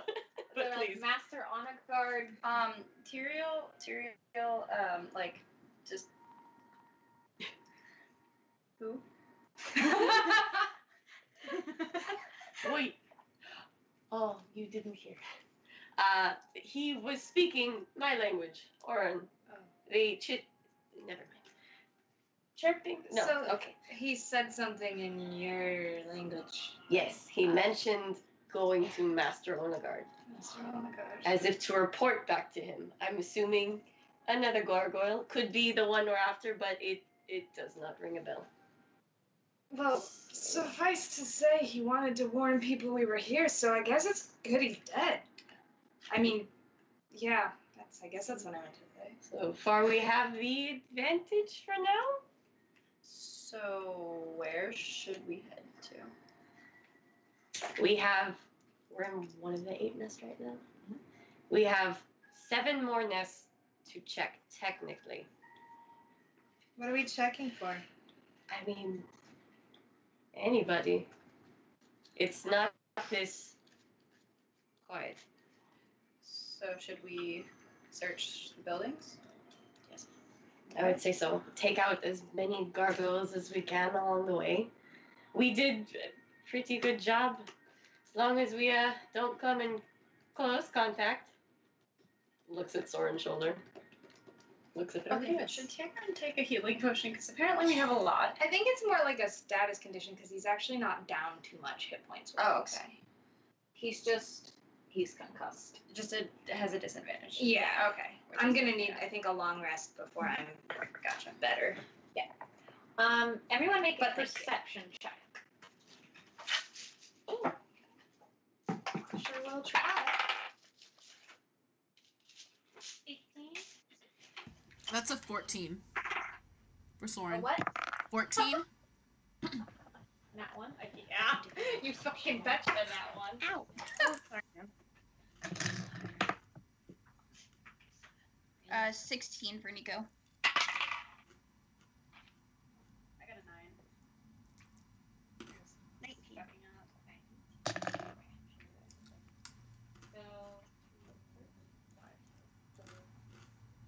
Did we just roll? No. Oh.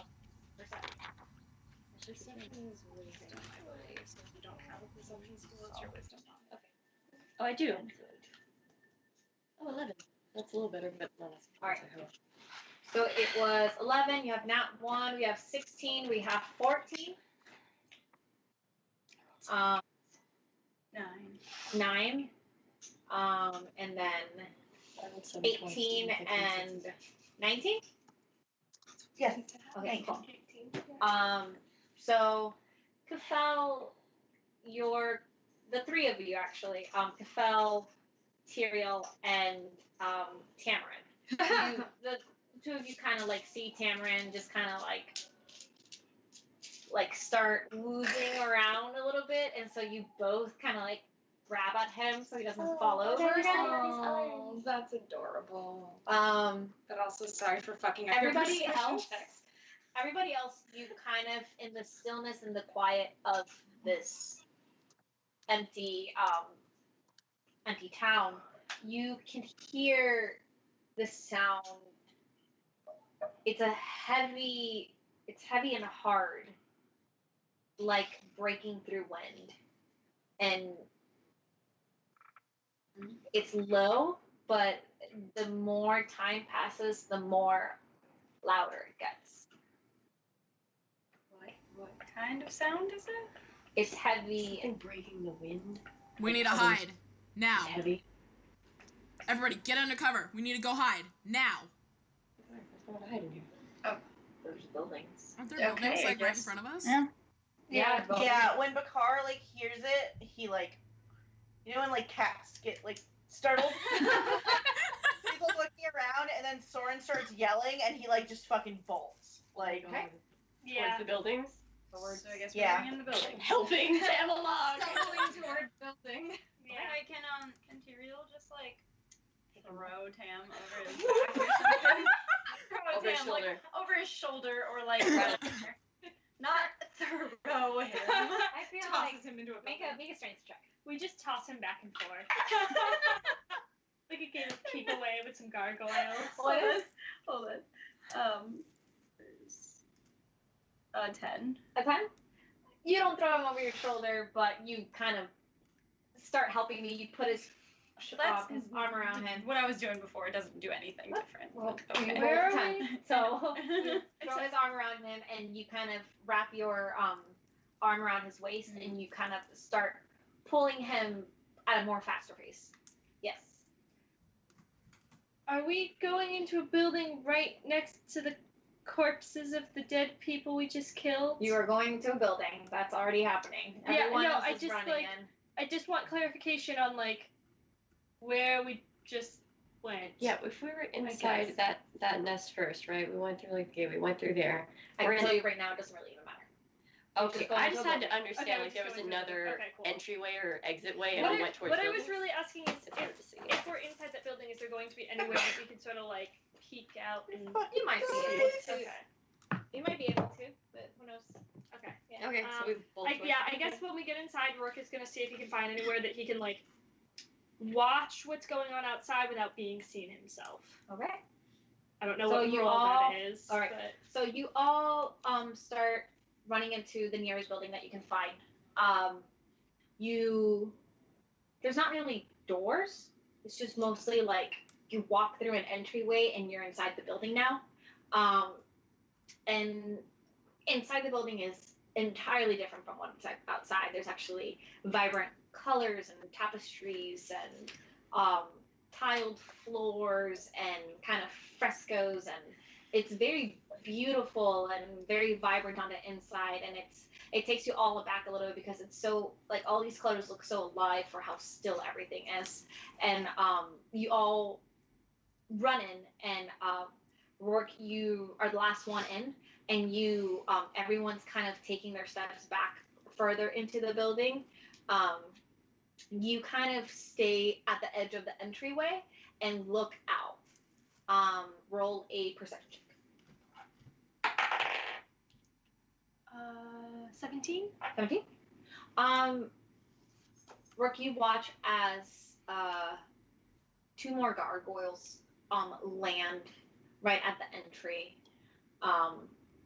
and they start sort of looking around. They notice the rocks, and they're just sort of like huffing and speaking to each other in a very guttural sort of a language that just sounds like it's like rocks moving against each other. Yeah. While he's seeing this, like as soon as he gets sight of those gargoyles, Rogue's gonna do sort of a motion at everybody else just to like tell them like, yeah, they're here. Like don't do stupid shit. You're not listening, and you did not do a perception check. It was only Rogue. So they're just sort of like. When Rourke says, does that, can Bacard put his foot up? Sure. Yeah. So they're just watching this happen, and they're just sort of like speaking back and forth in this sort of like grunts and like this sort of movement of earth sort of language. You don't understand them, and one of them looks at the rocks and then just kind of kicks one of it. And like sort of like does like a body shrug before they jump up into the air, and you see them fly off. Rourke relays that information to everybody.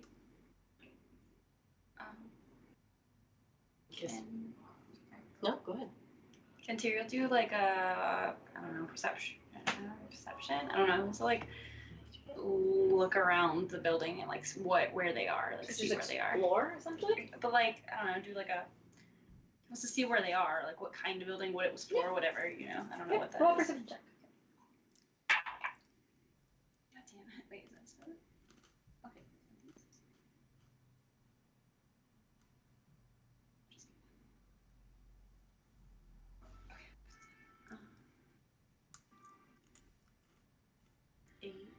8.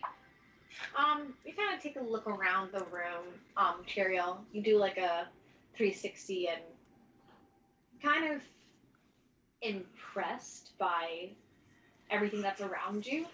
It's all very pretty and very, very nicely decorated. It seems very homey. Yeah, that's as much as you can gather. I guess while that's happening, Rourke is gonna go to Kafel and ask him, do you know where there are any other adamantine weapons? It seems clear that we're going to need them. Roll a... Like if there's like an armory or something like that he would know about. Should I know my dad's armor? Roll a history check. History check. Yes.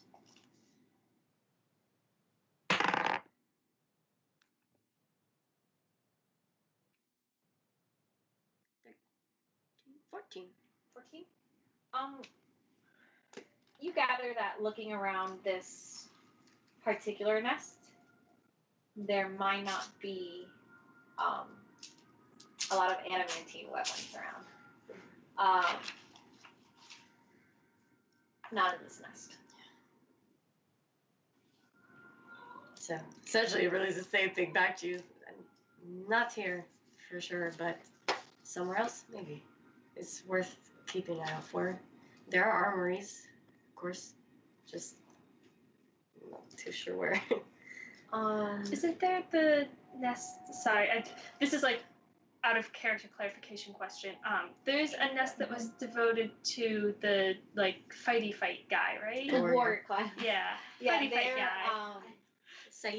That's Soren's class, right? Fight. Yeah. Fight. So the Saif is the warrior leader. Yeah, He's known as the the Saif. Okay. And so the soldiers are known as the Saif soldiers. Okay. That is actually a cloud top nest, which is actually on the plateau below. Okay. So So I guess I feel like Rourke's a lot more likely to use fight than Saif. So saying but- fight. Yeah. Okay. Should we try to make our way to where your warriors live? The safe. definitely a better shot there than anywhere else. The name of that nest is Oderic. Oderic. We'd have to go lower, though. Does that mean more orbiting rocks, or is that? Huh?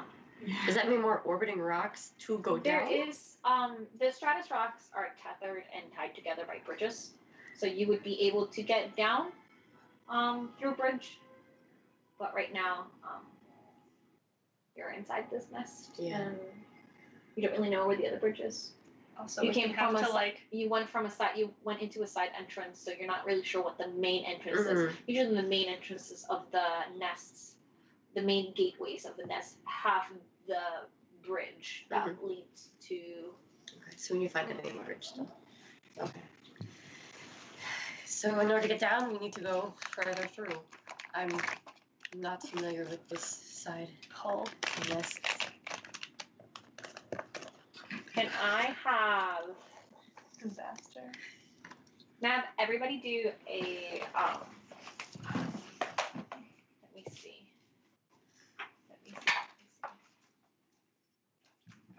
Okay. Jesus Christ. I don't think it would be perception.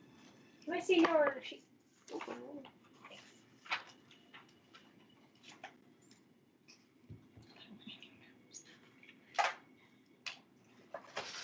I guess it would be religion. Can I have everybody do a perception check?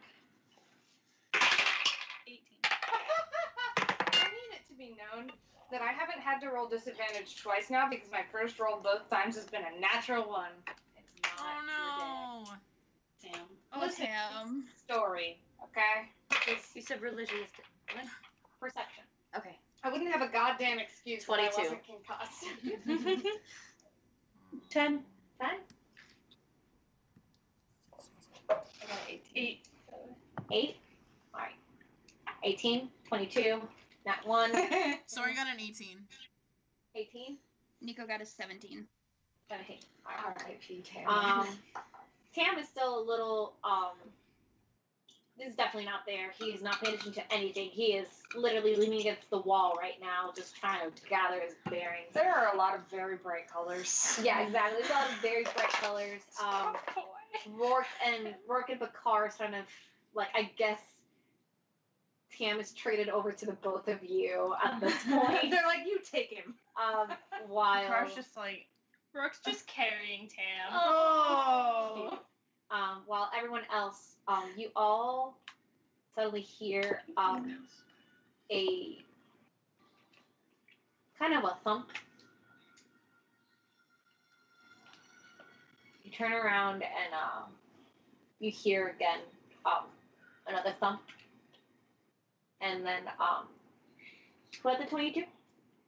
Kafel, you hear both of them. The four of you hear the 2 thumps. But then Kafel, you hear sort of a creak, like a door open. From which direction? Front door or Behind you. Behind. It's a religion check. Not a religion check, it's a perception check. Oh, it's perception. Did oh, you man. roll perception? Or No, I did. I just remember saying. I thought you were talking about religion first. No, I thought it was a weird experience. So his bow and arrow's out, and he's turning around immediately, like wings in front, because whoever's next to him, he wants to try to hide them as if that would do anything. But his wings are invisible, so it doesn't do anything. That's incredible. He tried. So you guys just He feel just like smacks someone with an invisible wing. you're just feeling touch your face, and you're probably weirded out. Whoever's closest, so you. I want to make it clear that Rourke is currently carrying Tam like the way you carry a toddler on your hip. Like you're sort of like here and you have an arm around them and like they have like their arms around your neck. So like they're both splitting the effort here. But Rourke still has one hand free. That's so cute. So you all see as Kafel very quickly reacts to a sound that he heard. Takes out his bow. He's still in his human sort of form, and points it. And as you all see behind, there is sort of a wooden door, which is opening out, slowly. It's gonna Take a few steps forward. Cautiously. Anything happen? Capella, you take a few steps forward. Can I see Anyways, you take a few steps closer to this door with your bow pointed at it. And then you see a small hand kind of curl around. And then you see a little head peek out. And it's very it's very void of like colors. This little head, feathers, big eyes, beak, similar to yours. Is this a face I recognize? It is not a face you recognize. Okay. It's a young face. But it's young enough that it's their colors and their appearance is not they've not come to age, so that they don't really look like the type of Aarakocra that they would appear to be. And the little tiny Aarakocra looks over and sees all of you very strange, very odd individuals, Kafel puts down his weapons immediately on the ground. and just like and just hides. Kafel is now like down, crouching. What is the word? Like his arrow, his bow are like down on the floor, and he's just inching barely closer, and his hands are forward. He just like he yanks off the hat immediately and starts speaking like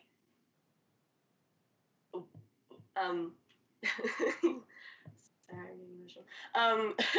he's like you have nothing to fear with the feathers of same. It's okay. It's all right. Just sort of peeking back and forth and just kind of like looking very carefully at everybody. And it's a very, you can all see that this is an Aarakocra child, and its movements are a lot more bird-like than how Kafel is. Like, they're still learning that they're more than just birds. He's chittering very just kind of like to try and calm down. Who are you?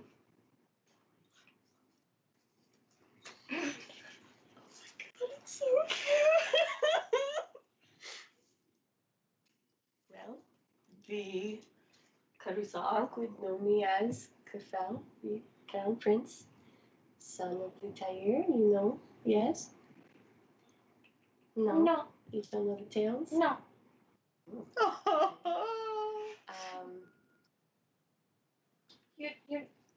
You're not made of stone. No, we're not. No, flesh and bones, those ones. Feathers, though, we share. If you want to feel, it's no trick. I won't even look.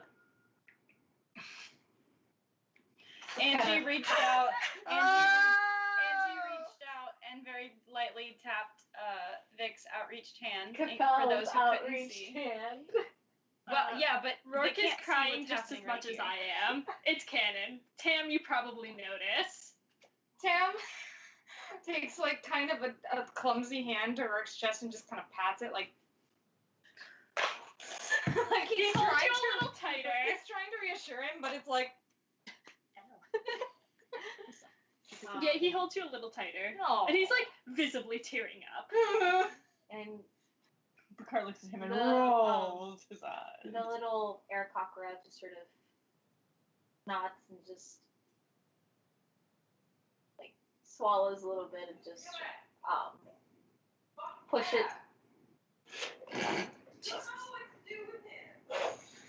Shut up. Pushes the door open a little bit more.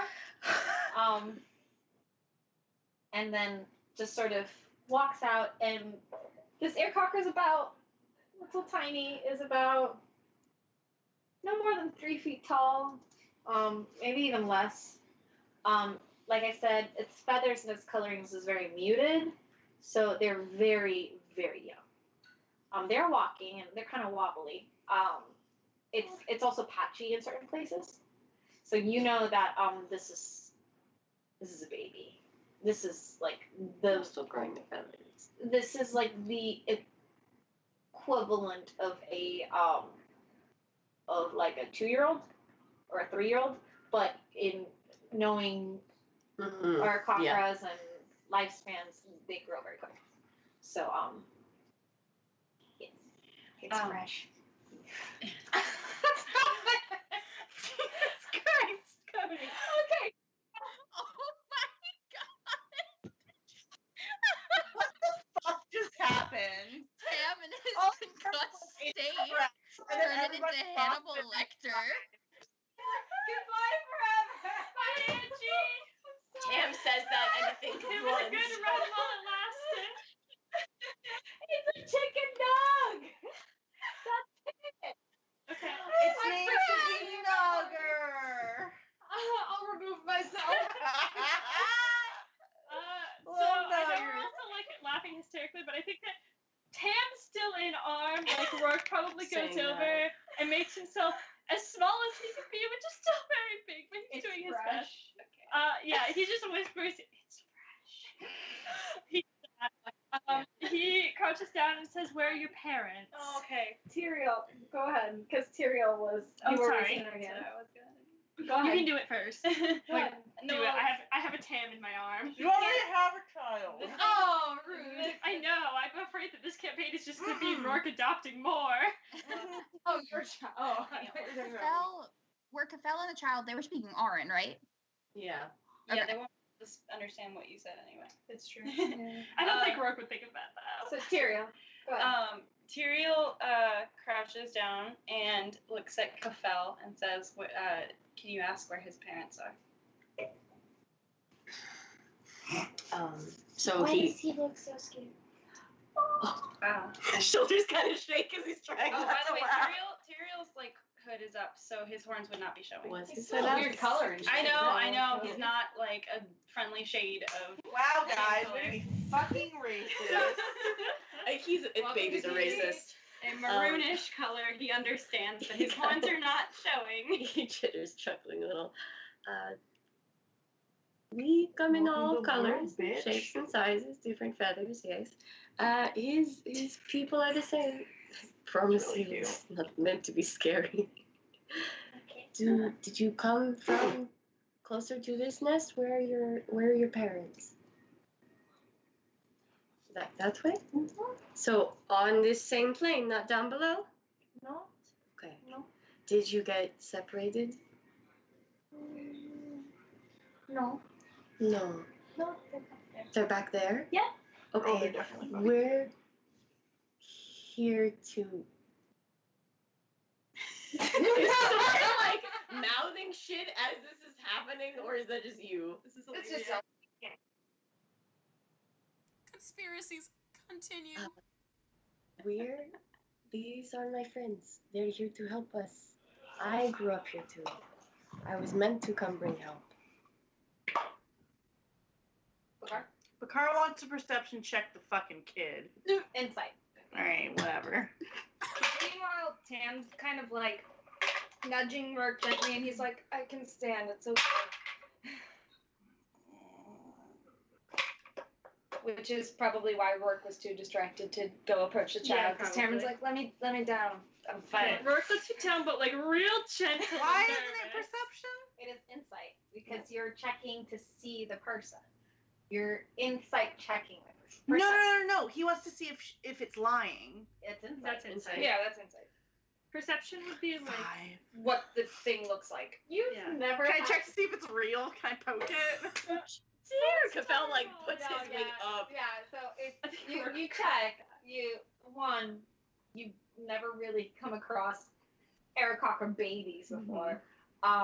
2, you poke it. You try to see if it's like magic or fake or a trick. Like As soon as you poke the little Aarakocra child, it sort of chitters and shrieks like sort of does like a little thing, and then like and then Rourke looks at you betrayed. the fact that it doesn't hurt it. He the just fact that pokes it. you look so different spooks them so much that they turn around and they start running.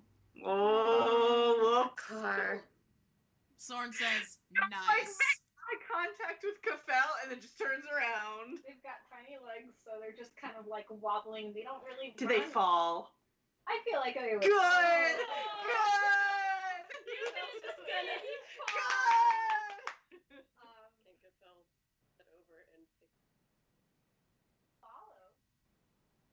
You're following? So definitely looking around, because are they going just further inside, or is this They're going to an going- out towards area? They're going further inside what it looks like, Okay. and Yeah. they turn a corner and they go down. Like to follow. Yeah, cautiously. Rourke is gonna follow, but like slowly, because like he knows he's pretty intimidating. Yeah. Bakar wants to follow, but he has his hood up, so he gets like a bunch of shit for stealth. So Cool. he's following, but on the stealth. All right. Capel grabbed his hat and started going. He's not wearing it though anymore because he doesn't want to scare the shit out of this poor thing. All right. So you're all following. Are you all following? Yes.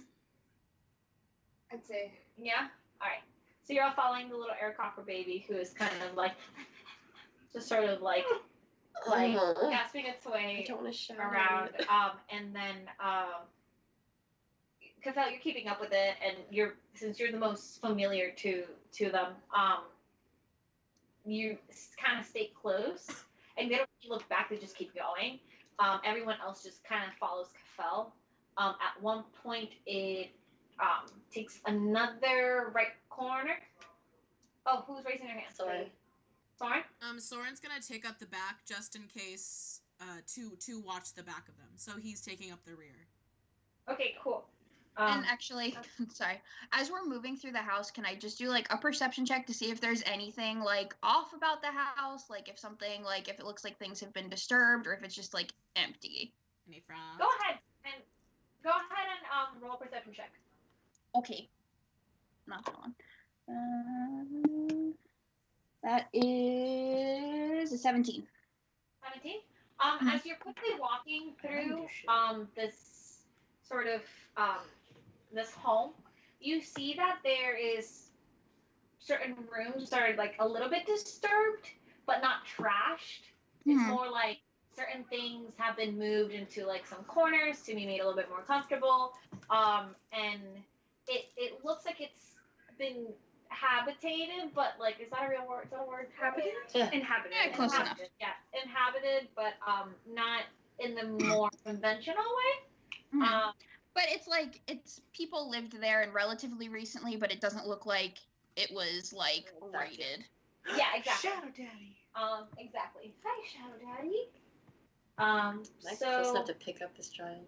Huh? Am I close enough to pick up this child? No. This child just went through. There's not, and the thing, Nico, is that there's not a lot of doors. There is, the only time that you ever see doors is when like you're opening it into like a new hallway with like maybe new rooms, but like there's archways that lead into rooms. So this little this Arakaka child opens one last that you can see opens one last door, and you follow through, and it opens to sort of like a courtyard area outside. Open and free? It is an open courtyard area. Okay. They are not going through the courtyard. They're just sticking to the inside hallway. Okay. And as you walk out, you are met with a bow and arrow pointed at your face. Yeah. Well, with one hand, Tyrael, the staff. That's just what I do. Loud voice. So what you see now is there is another there is 3 Aarakocra pointing arrows at you. Nice to be welcomed home. And the little child is kind of standing behind them. And these Aarakocras, the ones that are pointing arrows at you, look very much like the typical warrior class, which usually they resemble hawks. Mm-hmm. And That's then fucking cool. behind them, you see the little one is standing kind of at the holding onto the legs of a another Aarakocra that looks a little bit older. This one resembles a rooster, sort of. Has a kind of has a crest of black and tealish sort of feathers. Has a very sort of crooked yellow beak. Incoming. We gotta go. And it has a what's it called? The red on the roosters. Oh, The gizzard? Yeah, that's not. No. Just kidding. You know what I'm talking about? That red, the glow. Yeah. Are we still frozen?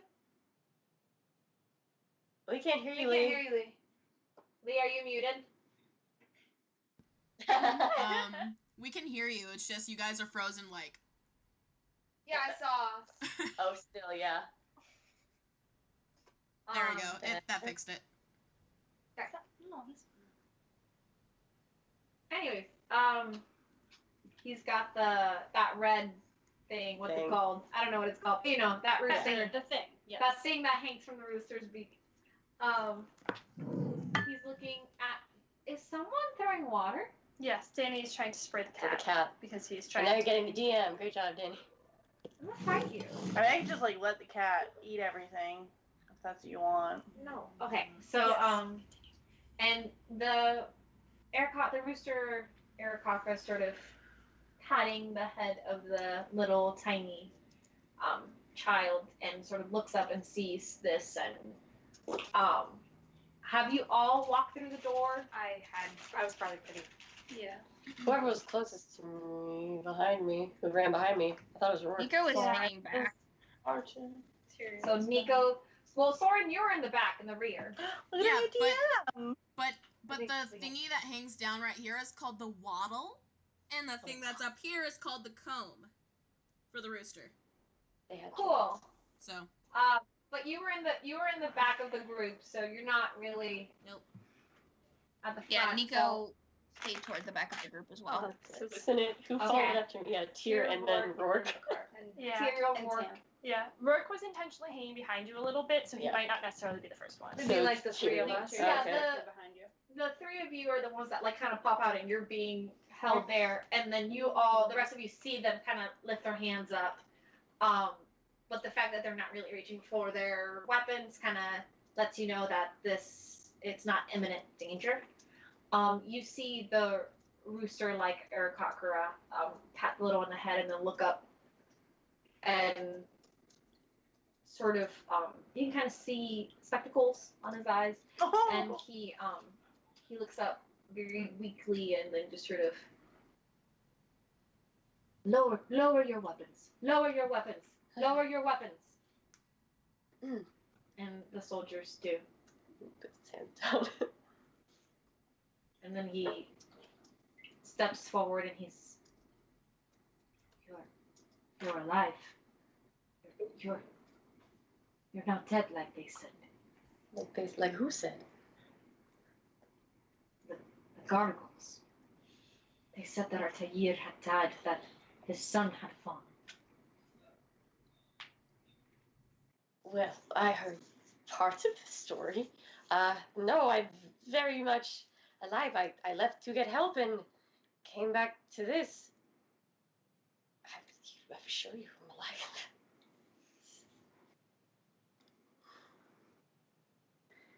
It's been like this for 2 weeks.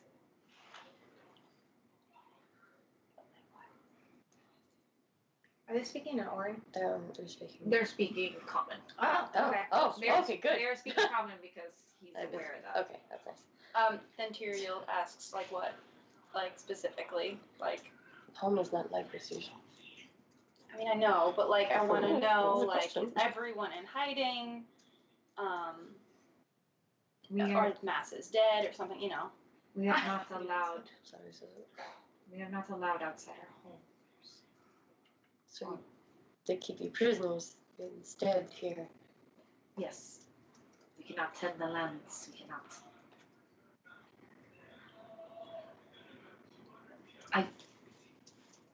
I met you once long ago when you were a small chick. Do not know if you remember me, but I am Krofki. I am the chief of Sarik.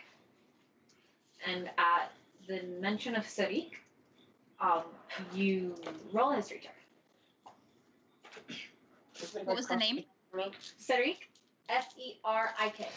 And what was the rooster's name? His name is Chief Rofki, Rofki.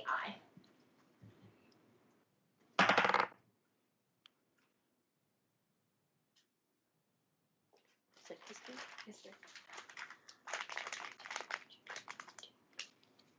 Do I get to add that too? For the history check, it's Just that? because that should already be in. Do you know if you...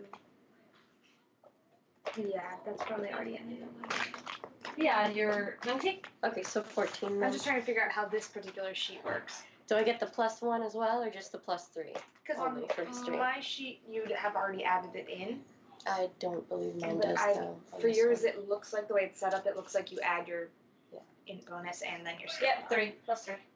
Just, okay, so 14. Yeah, when it's colored in, that's you're proficient in that skill, so you add your proficiency bonus. Oh no, we were talking about. Oh no, under see how history? see how this sheet's set up in that you Where's have that +1? the That little skill box. mods and then you have your skills. Normally on a not homebrew sheet, yes. you would have already added in. It's set up so it's like skill mod. Yeah, it's right there. So it's Right. So would it be 4 total then? Is what I'm asking. no, it would not. What do I use that then? No, because +1 plus 2 is 3. You add your modifier and then your proficiency bonus to the skills that you're proficient in. But does okay, but so they don't have any points. Okay, yeah, that makes sense. Okay. Sorry. Yeah, it's just the 14. modifier. They don't have any skill points in Yeah. history. It's just their proficiency bonus and their. Because it's colored in. Like if Well, no, I understand that. Never mind. I'm gonna trust. I'll try to explain later what I'm asking, but it's not important right now. Here, because I have the original Cathel sheet. Okay. Yeah, because it's just the way the sheet's set up that's confusing me. That's all. No, it's similar. I don't know, my sticky note one. History +3. Okay. You see, so Okay, because so it just is- 14. It is since you filled it in, it means that it is one of the skills that you're proficient in. So you add your proficiency bonus on top of the modifier that you already have. Oh! Okay, That's right. so- We don't have skill points in this version. That's what was getting So me. 16? So it's +3. Oh, just +2. Plus okay, 3, whatever that's it just is, a plus 14. So you rolled You an rolled 11. Okay. Okay. You remember from your learnings and your teachings back when you back in Kiraik, you remember the name Sarik? That's one of the. It seems that this is the Sarik stratus nest, and you do remember that this is this nest focuses on agriculture. Mm.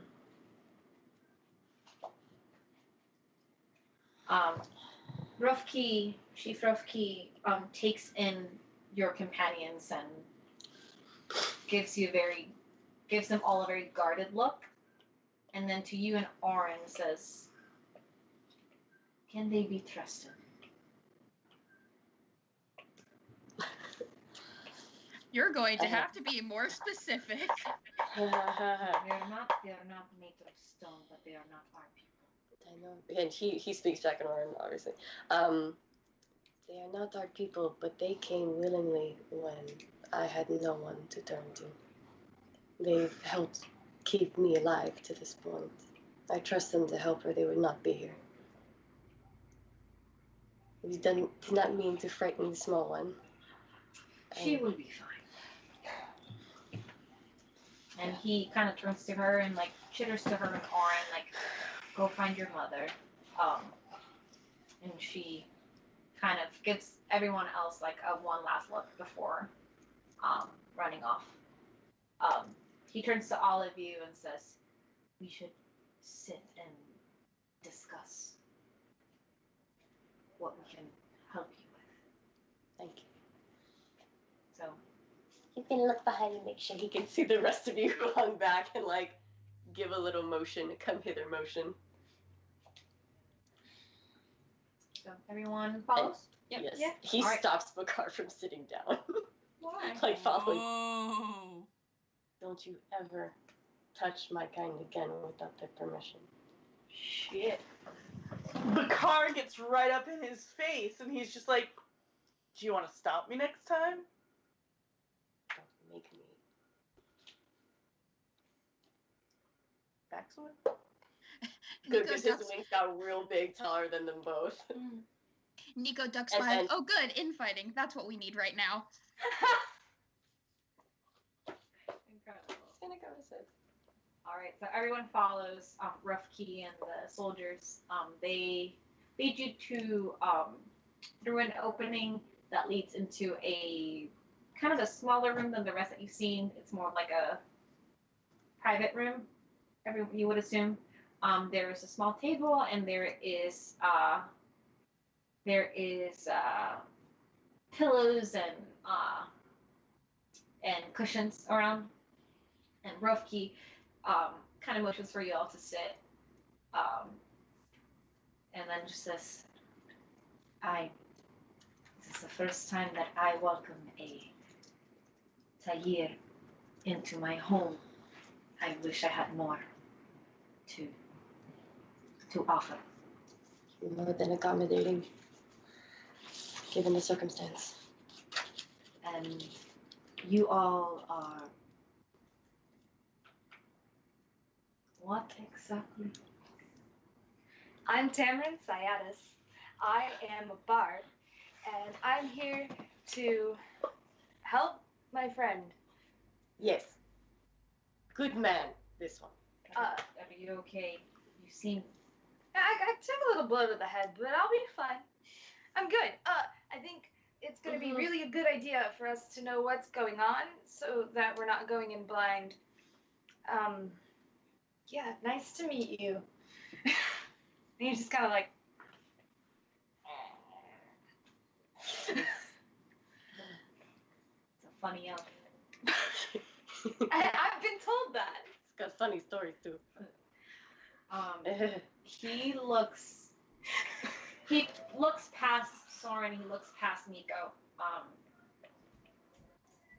And even Oh, no. his eyes sort of fall very carefully over Tyrael and Bakar and Rourke. Rourke, you're 6. You're What a is big it? man. 6'5", 6'6"? He's 6'6" and I think 250 pounds. I will tell you. And that was a right very now, conservative estimate. You're going to be much bigger than any Iron Yeah. Hammer you'll come across. I think So when his eyes fall on him, Rourke is also going to step forward and introduce himself. So just like whenever you want that to happen. Now? go. Okay. I didn't want to interrupt. Okay, so I think Rourke probably does the same thing he did with the kid, to be honest. He probably tries to make himself a little smaller. It's clear that he has tried to do this before and is still very bad at it, because, like, you just can't hide that much bulk. But he reaches out a hand for, like, this kind of handshake. The Like, he's not going Beastmaster big. handshake. Beastmaster and Elder yeah. handshake. Like, that's the kind of handshake that he would probably go for. And he says, I am Rourke, a Rage Wild ambassador of the Shifters. We are here to help your people. Rough Key looks at the hand that's extended out to him. He doesn't take it. He acknowledges that it is a greeting. Instead, he reaches his hand like this Rourke mirrors it. and just simply, both hands simply touch Okay. as a greeting. It is a pleasure to meet you, Rourke, ambassadors of the Shifters. Tamron leans over to Cathal and whispers, should I have done that? You did just fine. Okay, You did perfect. great.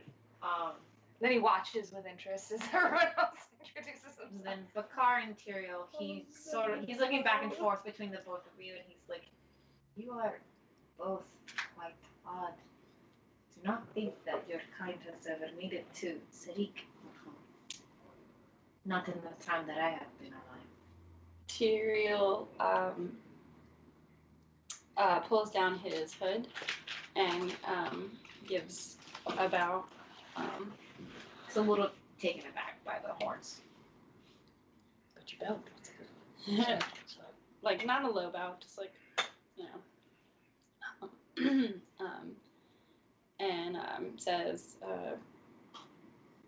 thank you for inviting us into your home. I am Tyrael Braxian.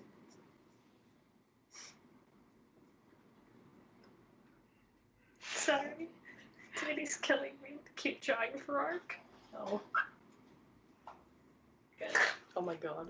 Ah, yes, a beautiful blank screen. It's like Rourke with a little smiley face and little hearts, and he's like, "Hello." It's like Rourke hunching down to try to say hello to all of the small bird people. No. Carl watches what Tyrael does, and he waits for Tyrael to finish. He does not pull down his hood. He nods politely, and that's it. Oh, but okay. Tyrael says this is Bakar. He looks to the guy and then looks at Kafel. And like that's what he watches Tyrael, he looks at the guy, he debates if he wants to say anything, he looks at Kafel, and then he does not say anything. Okay. This does a nod. He nods in return. And then If I was gonna give a nod towards Nico and Soren. And Rothkey's looking over to Nico in particular and just sort of like tilts his head, very bird-like eyes, looking over Nico, just thinking, and just kind of saying out loud, I wonder if your feathers would be pink if you were an Arakakra. That's so cute! And you said he just thinks that, or? No, he says it out loud. He's an old man. And Nico just sort of raises their eyebrows. And then says, well, this isn't the color I was born with, so I doubt it. It's okay, I thought the same thing. It is very beautiful. Rourke looks visibly surprised when you say that. Rourke thought you were born with pink hair. Everybody's shocked. Everybody's like, Mr. Krabs. Yeah, like, not even just a little shocked, like, quite disappointed. The world is a little less magical than it was before. Or is it more magical, you know? Less magical. Nico poor Rourke, finding out Kafel's not a shifter, and Nico's hair is not naturally that color. Yeah, my life's a lie. Light dying from his eyes. But Nico just gives, like, basically just a dip of their head and is like, that's kind of you to say. And then Rothkey turns to Soren and just says, there's been many of you around here, so you're not a new sight. No, I don't imagine so. Rourke turns like right to Soren and is like he doesn't say anything. He's not gonna bring it up in front of this other dude, but he's like, something you gotta tell me, buddy? What? Like, Soren doesn't see that. He rests his hand over his heart, and bows his head a little bit before offering the back of his hand for the thingy. Yeah. Rothkey does the same, and the two hands meet. The back of the two hands meet. And then he says, now that we are properly introduced, I will explain.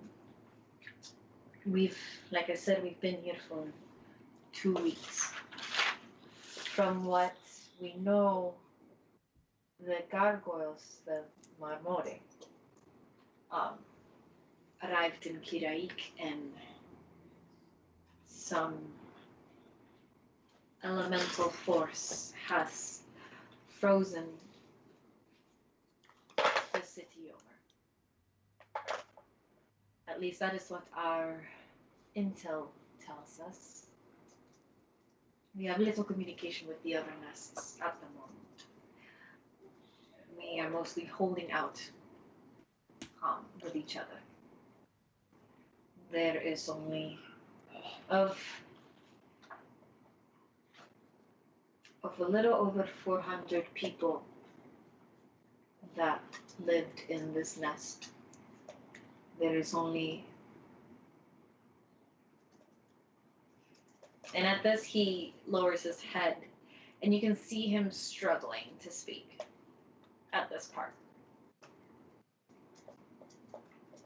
There's less than half. The gargoyles are ruthless and we are fragile against them. We've decided that for now it is best to remain within our homes and to do as they say. My people were simply farmers.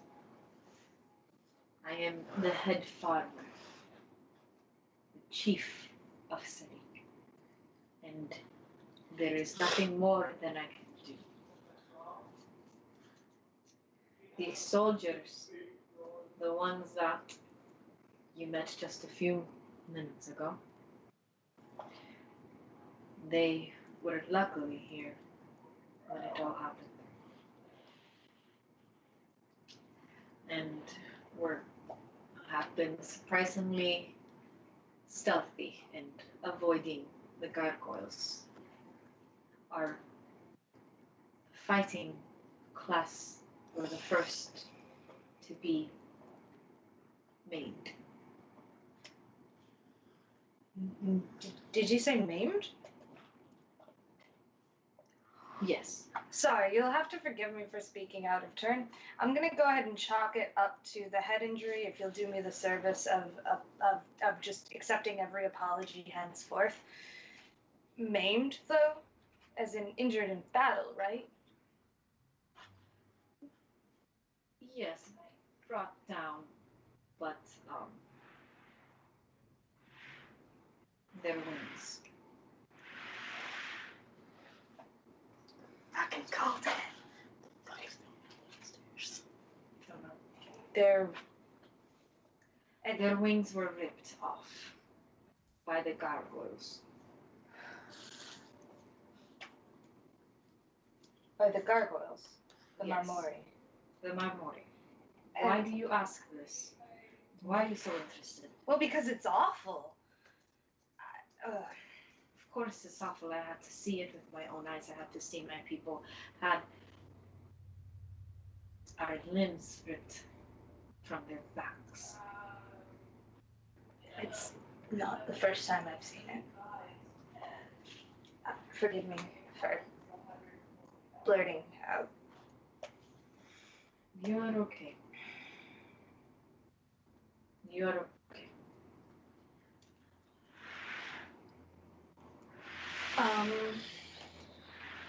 Do these warriors you have with you know of any possible routes to other nests that would be perhaps more stealthy than others, more discreet?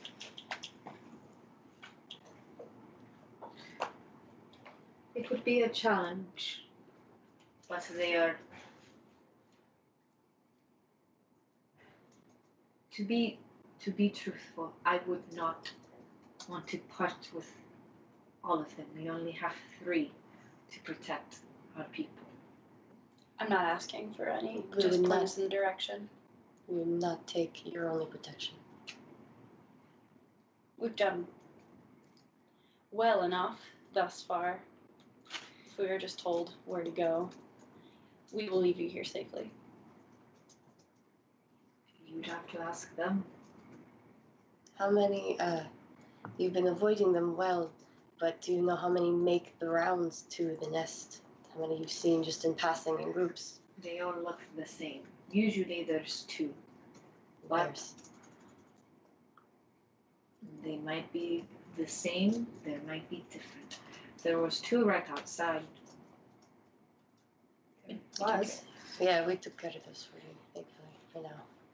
You Destroyed them. how?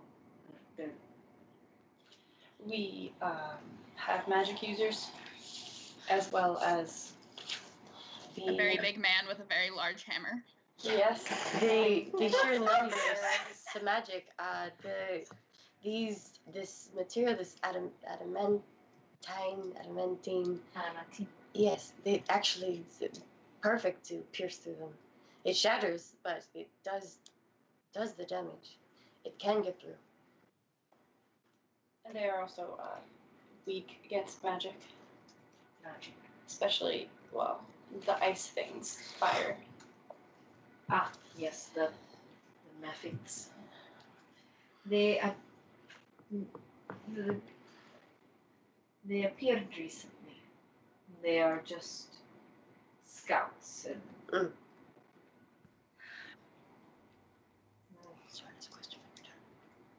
they're scouts, but they're not incredibly dangerous. They just seem to have arrived as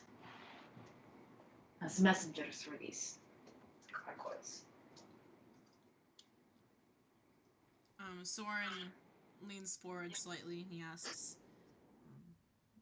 what do you know of a Master Onagard?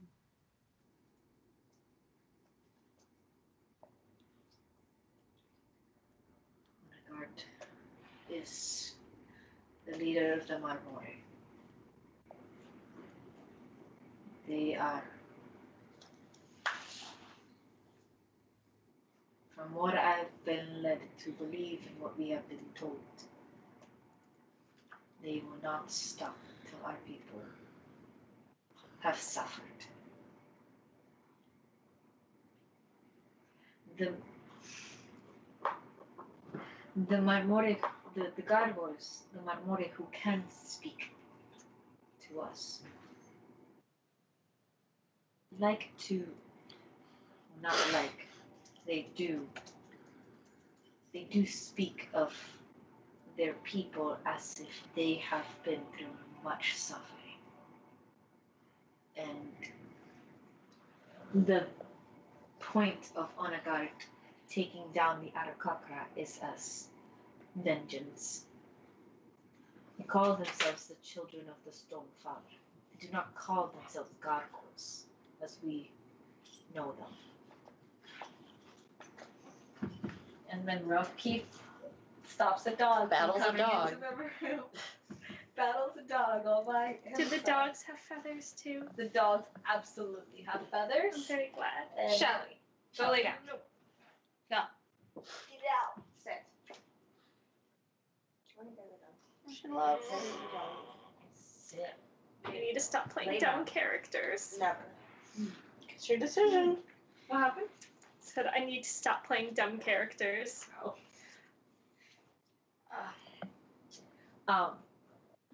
Okay. So he explains that Onagard is the leader of the Marmore. That I've not seen them directly, but they are, from what we have been told, they are ruthless. Is it just the Marmore that are fighting you? So far, Something Rubetna said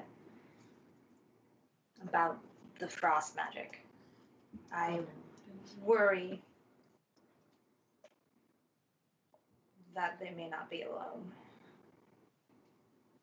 as far as I've known, the only people I've seen, motherfucker. Sit down, Shelley. And then curse the Tam for asking such a nice question. As far as I've known, the only ones I've seen have been the Marmore. No crows. No frost. Oh, well, but Kenku's, you got minions. Yeah. They're of little worth. Agreed. You know this. Yes. Very well. Chief Rofke, I do not mean to diminish your people's suffering or cause any offense, but is there truth to the Marmori claims? What exactly are they saying has happened to them to deserve such a ruthless strike against your people? What do they believe? I am simply a farmer. I do not have those questions. It's all a territory battle. We've done nothing wrong. It's not like we claimed ownership of the skies. This is just how it always was. They've attacked before, almost succeeded, killed many. We claimed back our kingdom easily to the losses. Are you sure? Conflicts like this rarely just are. There is a reason for them. However misguided they might be, those beliefs are driving them. Those beliefs have driven them very far. It might not have happened in your lifetime. It might not have happened in your father's or your grandfather's lifetime. But there's always a seed for this sort of conflict. If that is the case, then, and if you all need to continue, then it means that you must seek the answers. The question I have is, this conflict, what watered the seeds to grow?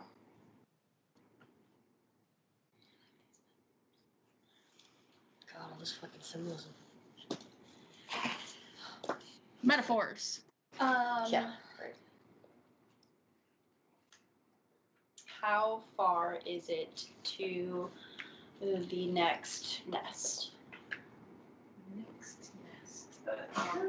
There's 2 miles. If you take, my home is at the far end of the entrance, the main gateway entrance to Sarik. Just head north from here. You will find the gateway out. You must be careful for the gargoyles. And better if you waited till evening. We have been, for the past week, 2 weeks, we have been complacent to their rules.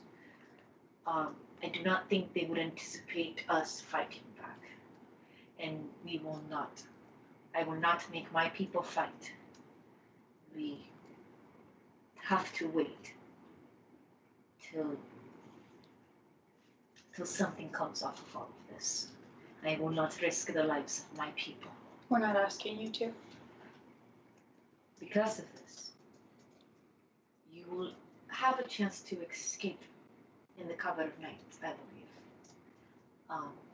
And from there, from the entrance, you will be able to take the bridge down to the cloud top, or to either of the other 2 Stratus nests, which, give me 1 second, because I want to check. The other 2 nests, to the west would be Davik, to the east would be Travik.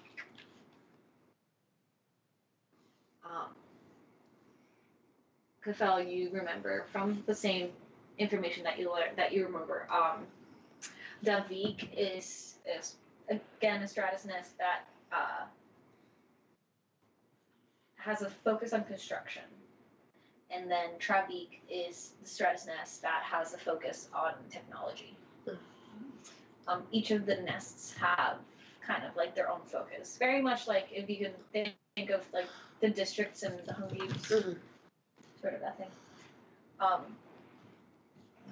Prince, if what your friend Tyrio says is true about magic, you should not go to Kiraik without the help of sages. You should travel to Musakin. Musai. You should travel to Musai, and fortunately, it is the closest one to us. Travel to Musaik, and you must find the sages. Your aunt Tahida is in Kidaik, but I'm sure that others will be able to assist you. Adamantine is rare and not found regularly. I do not even believe that the warriors might have it. Your best option is magic.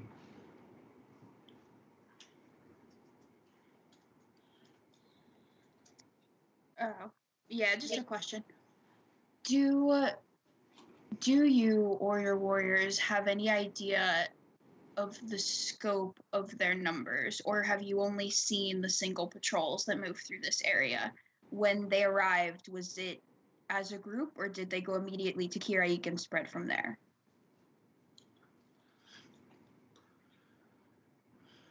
From the news that we... Oh, sorry. Okay. Decided it was time to check for an update. No, buddy, not right now. From the news that we were told, from what the Marmore spoke of us, Kiraik fell and froze over before they attacked the rests of the nests. I would assume that they attacked the nests at the same time. We have not heard from other nests, other than the people that we have in our own. When they did come, they came as a small army, maybe 100 strong. Thank you. Just to our nest. Do many of them occupy here? Do they keep a residence? Other than the patrols, they do not stay. They do not sleep. They simply wait. They do not need food. They do not need water. Do they interact with you? Do they say anything? Do they do anything to the Arakakra? I have explicitly spoken to the people and told them to not leave their home. They interact. But the Marmori are not seeking out violence. They brought the violence on the first day by breaking my people's wings.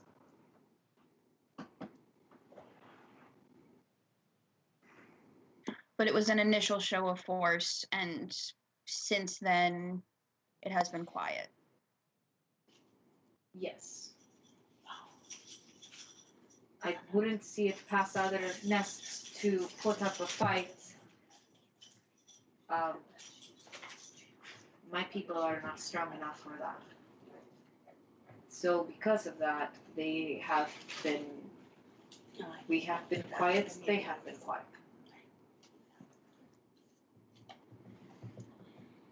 You said something that they would tell you what to do. What did they make you do exactly for them? Or is it mainly just keep your head down and stay where you are? Just keep our head down. Thank you. It is nearing dinner time. You are all more than welcome to wait with us, to eat and rest. And you can escape in the cover of night after you've rested. You're more than welcome in this home. Thank you. Thank you. Thank you. Rovki stands and kind of gives you all a nod, and then steps out.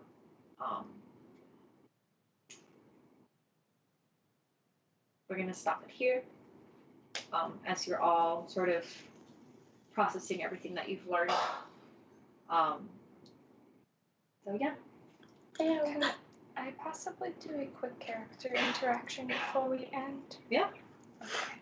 Sorry, I just really don't want to forget it. Yeah. And I think it's very important to how this continues. Yeah. Reasonable.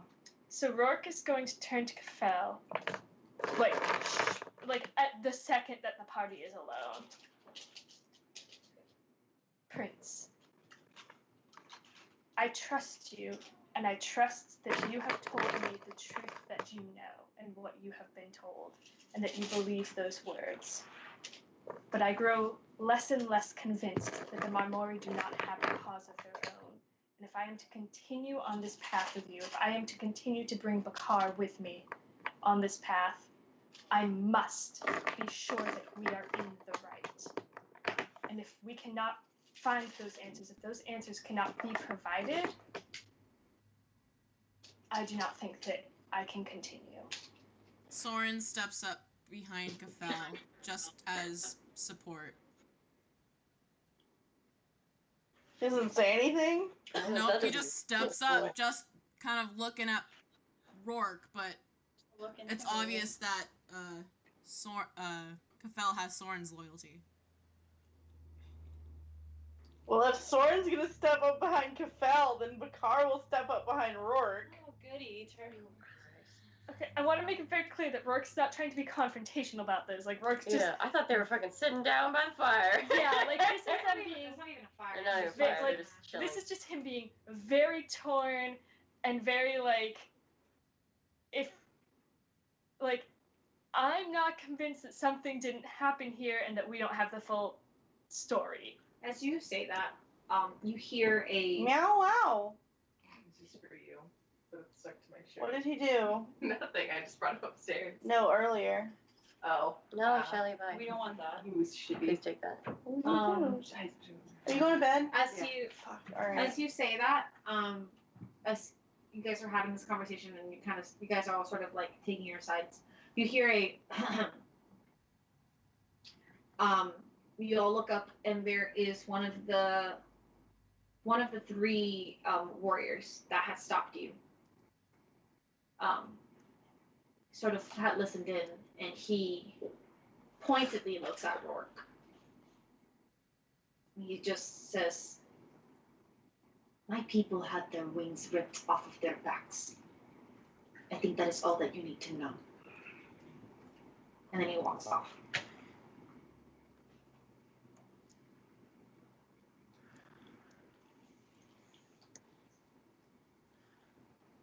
He walked off, so...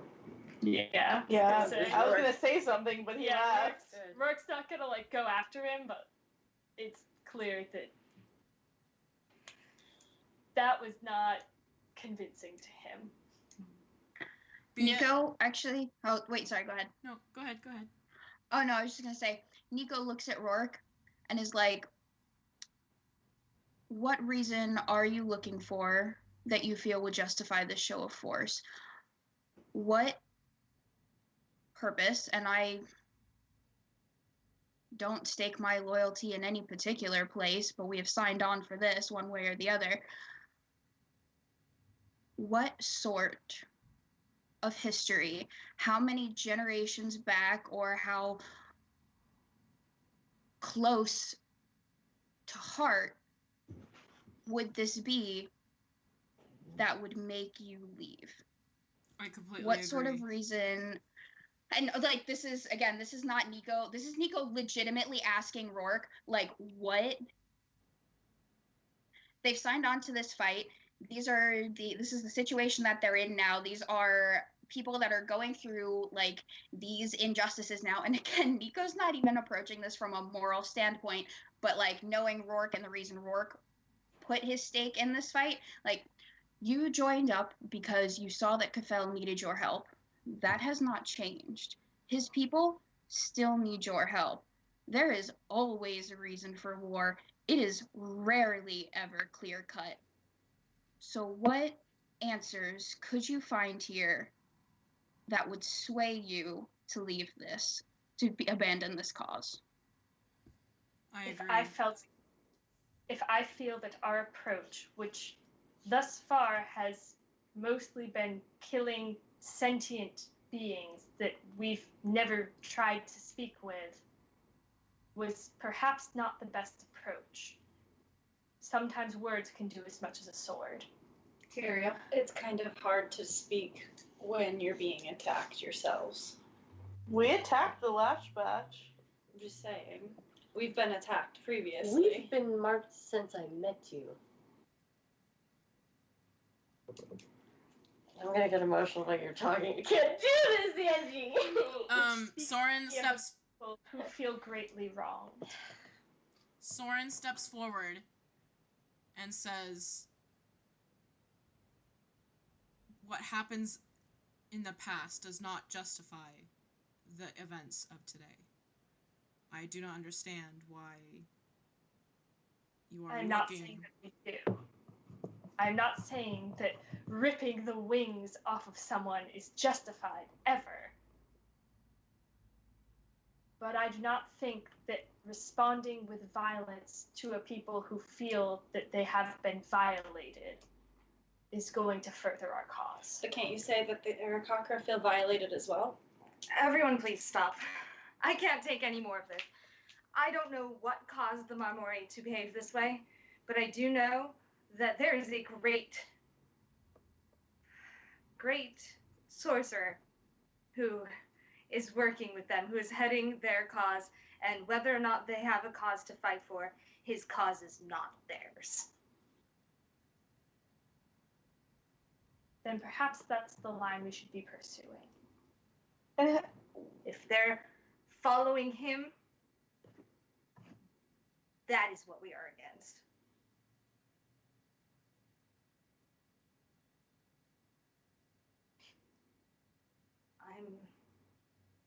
Camera just lays down. Many years old. I've been around for 120 some years. You're 127. I'm an elf. That must be so How old weird are to you? Cal. Wait. 34? Correction. 23! Wait, I have it here somewhere. Correction. You are 120. 23. We're 120, right? 23. How old are you? I'm 6. Well, You're 6? like years. Oh, good. He's 17. Wait. I'm so glad this is coming out. Yes, I'm so glad this is coming out. No, I'm so sorry. I'm so sorry. But Carl looks at you and is just like, how do you guys measure years? Well, In a year? Kafel, you're familiar with human years, yes? Mhm. Okay, so I'm 120. But if I were human, I'd be, based on how old I can grow, about 24. Oh, so I'm older than you. Well, not older, but like How old are you? Me? to Soren. I'm 25. I'm older than you. I'm older than you. Why is that so funny? So young. 22. I thought you were older than me. What? I forgot. Humans have Turtle's older than different Picard. lifespans than us. So, Kafel, how old are you? Please, let the party know. Well, He did. our years are technically 4 years to you. So that would put me at 24. So we're the same age. Yeah. Well, I'm older than both. But no, really, how old are you? 6. No, we already said that. Yeah. Okay, great. I'm 6 so though. glad. Soren kind of like rolls his eyes and waves his hand. It's like, the whole matter of this trip is that we are trying to save people who are currently being oppressed and being Brutalized. Mutilated. Soren kind of looks a little sick. Call it what it is. That is the point now. There is an obvious... It's obvious that the Mamore do not care for other people's lives. But if there is ever a chance that we may speak civilly to one or their leader, but at this moment, the only thing that matters right now are the people. Cafel's people. And you promise me that that will be our focus, that our focus is on saving those who have been hurt, not about killing a perceived foe. It's never about killing the other person. If, of course, they get in our way, I can make no promises of taking a life. Of course. But that is not the main... As you said, it is not the main focus. I came along with Cafel and I offered my services to save his people. They are innocent. They are defenseless. And that's all that matters to me. I want to protect them. And if that means going against the Mamore and killing them, if they choose to stand in my way of defending them, then I will. Rourke nods and, seems pretty settled by that. Soren nods back and settles back. Tyrael says, I do have to agree with Nico, though. What gave you the sudden change in thinking that it changed from saving people to just killing?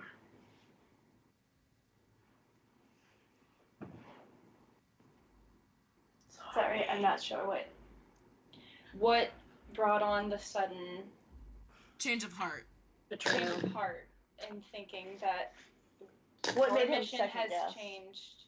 Yeah, what made you second guess our mission in saving the Arakakra to just killing? What made you second guess my intentions? I never second guessed the intentions of the people in our party. What I doubt, what I have less faith in, is the information that we have received. Tamarin. Is there something you need to change? No, this is just literally Tamarin right now. He's just like, I've given you everything since there was a target on my back and my family was taken from me. And now my father's dead. History is long. No one person. Fuck off, Ty. fuck over. No one person or people is ever completely correct or completely wrong, but it does not ever justify brutal mutilation of pretzels. Yes, the pretzels. Those poor feathery pretzels. The brutal mutilation of a people. I know we want to. I think that there could be a better and more permanent solution And if we find our cause. I think everyone hopes that there is, but right now we are in, and I do understand, Rourke. I do understand that sometimes the side that you are on, that you believe is right, isn't. But right now we are in the home of Arakokra, who have been forced to hide for 2 weeks, whose people who have had their wings ripped off, who are going to help us get in to save Kafel's family. And we may have to hurt people to get there, but not brutally, not with the intention of killing. And if there's a chance to negotiate, I am sure everyone will want to do that, but not until these people are safe. And if by all means, if I'm brought to the knees of the Stone King or whatever the hell, I will speak then. I can speak their language. But so far I've just met brutality. He walks off. He's done. Soren, keeps his eyes to Rourke, a little bit steadily now and gives him a slower nod before following after Kafel. Perhaps, as Kafel said, he can speak their language. So, if we're given the opportunity, we may try to communicate. But I've not seen a situation except perhaps the last where we've been given that opportunity. And in retrospect, they were holding these people hostage. I'm sorry if it seems like we are all at odds with you, but I think we're too far in it now to walk away. We can certainly be aware and make sure we're not making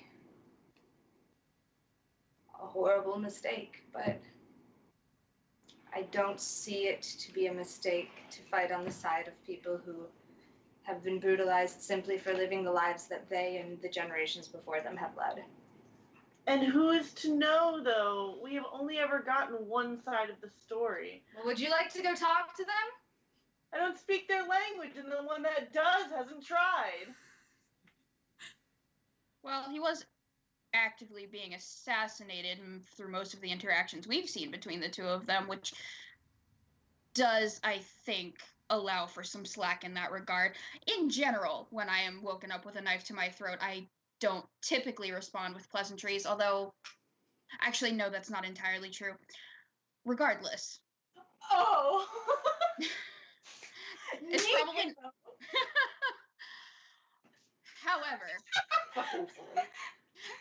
However, every encounter we have seen between Kafel and the Marmore, there hasn't exactly been room for conversation, regardless of the language spoken. Think of the towns. At what point could we have stopped one of the foot soldiers and said, "Hey, wait a minute, why are you doing this?" I understand the logic behind your argument, but I don't understand the stubbornness after we've already discussed this. And the fact that I've told you that, the things that I've told you, and you're still arguing with me, are you just arguing with us for fun? You haven't told us anything. You told us there's a guy. I'm old. What does that mean? If you would like to give us information, we would love to hear it. That's the information I have. What do you think I am? He's a great sorcerer. He's been around for a long time. He's caused a lot of pain for a lot of people. How do you know that it's him? How do you know it's the same one? Rubekna said his name. And you didn't think to tell us then? She said it. I wasn't aware that none of you knew. None of us are as old as you. Not in a disrespectful way, but there are many things that, where I come from, I don't know things from out here. I know things because I've lived on the surface for a long time, but I don't know old stories, old tales. Rourke comes from a different place. Tyrael may not even know. Has anyone heard of Aragon the White? Soren, you have. There, he followed Kafel. Yeah. Kafel are gone. Kafel's upstairs. Quick.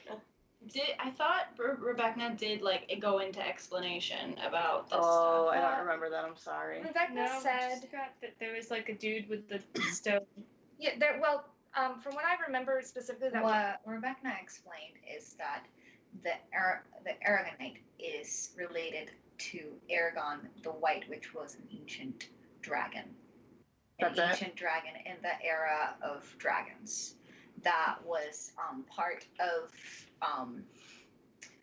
the corruption of the chromatic dragons, because back then in the era of dragons, the dragons were all neutral, and then this evil goddess corrupted the chromatic dragons, and from them these 5 ancient dragons came to be. Aragon the White was one of them. Okay, yeah, because Bakar wouldn't know any of those tales. It's not something Well, and that's totally fair. It's just Cameron saying it didn't occur to him that Totally makes sense. I think we're all Totally just trying to makes pin down whether or not our characters would whether they would have grown up with the stories. Because I'm genuinely unsure for Rourke as well.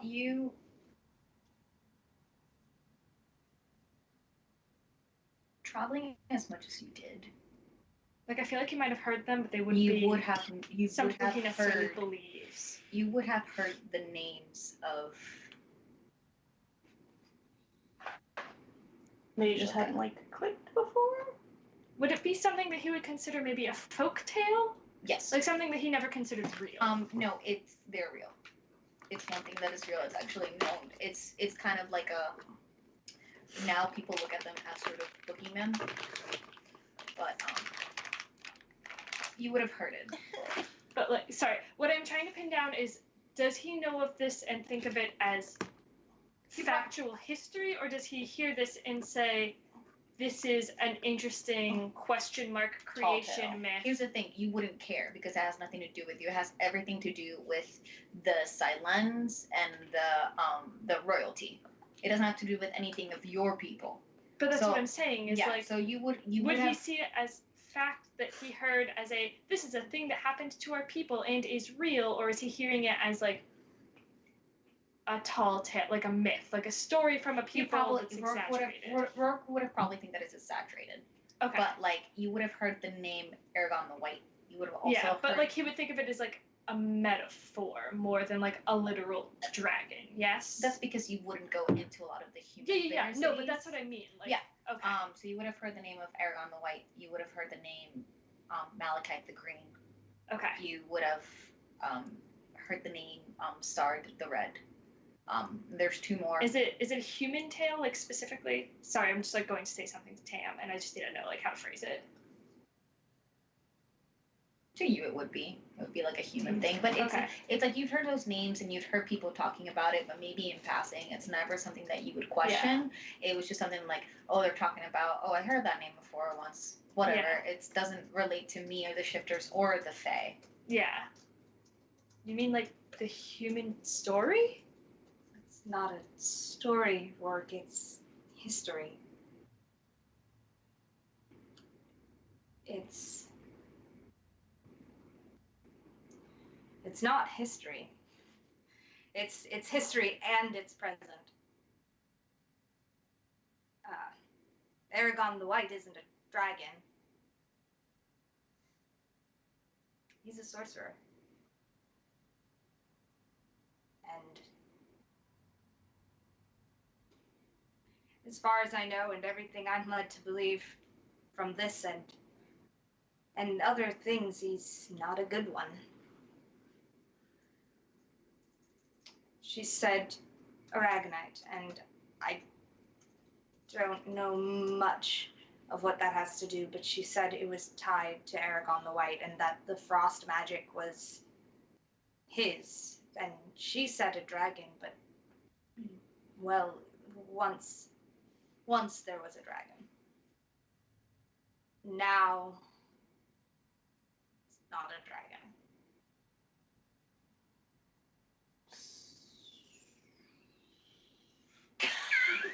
Deflate. The card deflates. I don't want to create conflict. I reiterate. He kind of like, he's like, because he's still kind of, yeah, and he's like. By the way, I just want to make it clear that Rourke agreed to continue with you guys like half an hour ago. Well, no, Tamron wasn't going to say anything until Bakar butted back in. Yeah, because Bakar was just like, what the fuck's going on? I don't know what you're talking about. Like, he's not really attacking Rourke at this point. He's just trying to, like, figure out what to do. But also, like, Bakar reinstated the conflict. So that time Tamron was like, I've got a fucking headache. Let's do this. Like, I'm sorry, Angie, didn't mean for this to go this long. No, go ahead. Thought it was going to be like a 3-minute, like, Hey, Rourke says, hey, Kafel, I'm not sure about this. Kafel says, don't worry, buddy, we're doing the right thing. And Rourke was like, okay. But, like, I couldn't continue without addressing it. Tamron says, I reiterate, and he looks to Rourke, but he glances to Bakar, and then he looks back to Rourke, and he says, I don't know the Mormori's cause or their history. I'm willing to believe that the Aarakocra have been here for their generations, so I don't know what happened before that. But I do know that if Aragon the White is involved, it's not good. And me personally, being the age I am and seeing the things I've seen, Non-canon. I cannot see a time in my lifetime where I will be on the same side as Aragon the White. I hope that if you have any doubts about the Momori and whether or not they're justified, you can trust me enough. You can trust me enough to know that while I don't know anything about them, I know about him. And I don't like that he's here. And I'm scared. Does him being here and doing what he's doing to the Arakakra have any threat against the rest of Balador?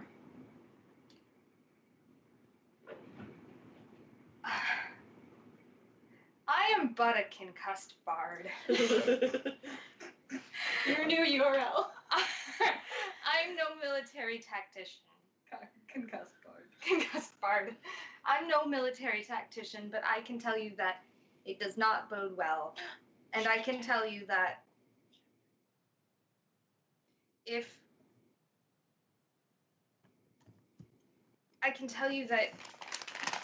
I would find it unlikely that he would stop with Mount Arukari. An entire species, an entire kingdom doesn't disappear without having an outward effect. They are tied into economies and they are tied into systems of living. Even if he intended to stop here, the effect would not stay here. And it is highly unlikely that someone who has gone through whatever trouble and pain and machinations to make this happen. So far as we know, he has no reason, personally, to take it out on the Aarakocra. He is motivating and driving the Marmore because it suits whatever his broader purpose is, and we can only guess at that. And So, oh no, I was just gonna say, so we can focus on this right now. We are already in the midst of it. But whatever his final goal is, there's no chance that it stops here. You don't put this sort of piece into play without intending to follow through on a larger scale. And may I ask you, Work, what have you heard of this human history that you believe to be a tale? Very little. Bits here and there. Oh! Simply Okay. words passed in taverns, nothing concrete, nothing. Oh my god! Amazing! What was it? I moved my toe slightly. The cat just jumped like a million miles off the ground because I moved my toe. That's good. Sorry. Nothing to ever indicate it was more than a tale to be discussed over a do we use pint steins? Over a stein of A cup of mead. brew. I don't know. A cup of beer. Mead. Well, But Tamarin, you are right about one thing. I do trust you, and I trust your experiences. And he like not quite laughs because it's like too serious a moment for that, but he like kind of smiles and he says, "And it seems that we have more answers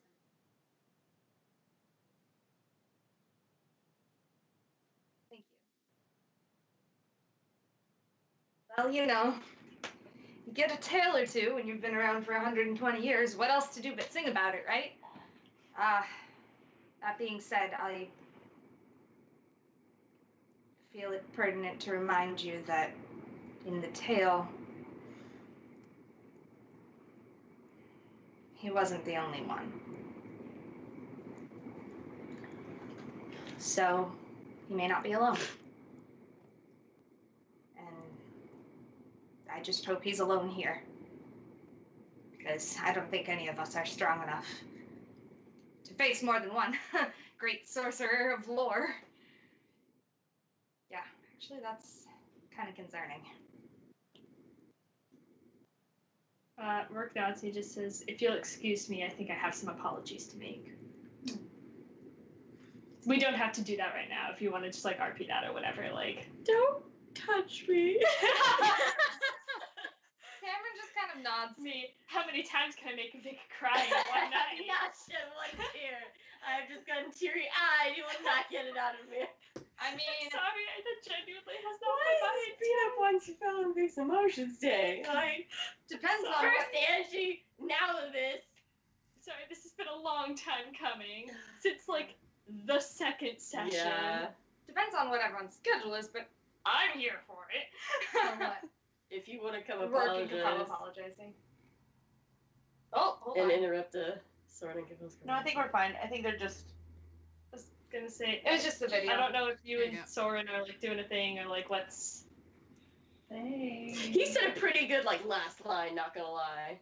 That was a real good line. I don't want to interrupt that. Well, this conversation has carried on for some time. Yeah, I was gonna say like you two definitely had time to chat. Yeah. Car to something. Yes. Okay. And I we're wanna gonna leave it interrupted at that. So Bakar wanted to do something first. So Rourke fucking pieces, right? Yeah. And Bakar's just like, and he's like, all right, bye, I guess. And he kind of like looks over to Tam.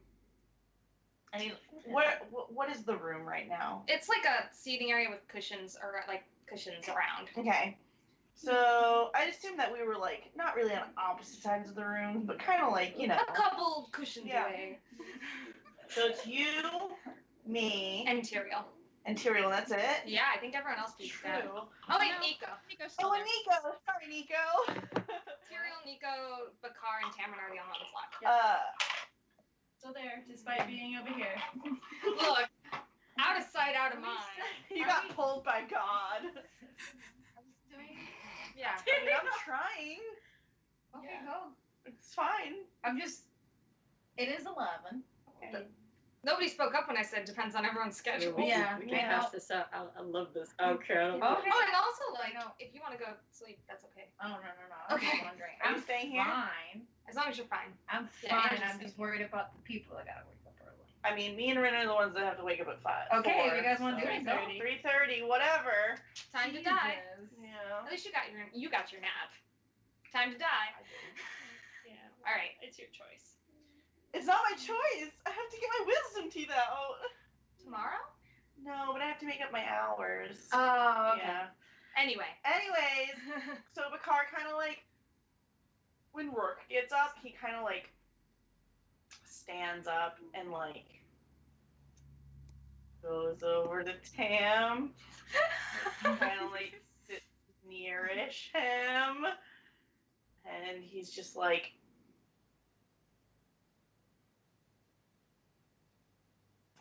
don't think I thanked you for earlier yet. Wait, for doing what? Saving his fucking life! Yeah. I also did something. You saved Tam. I didn't. Yeah. True. I was not trying to start an argument. Tamron kind of shakes his head. He's like, I'm sorry, my friend.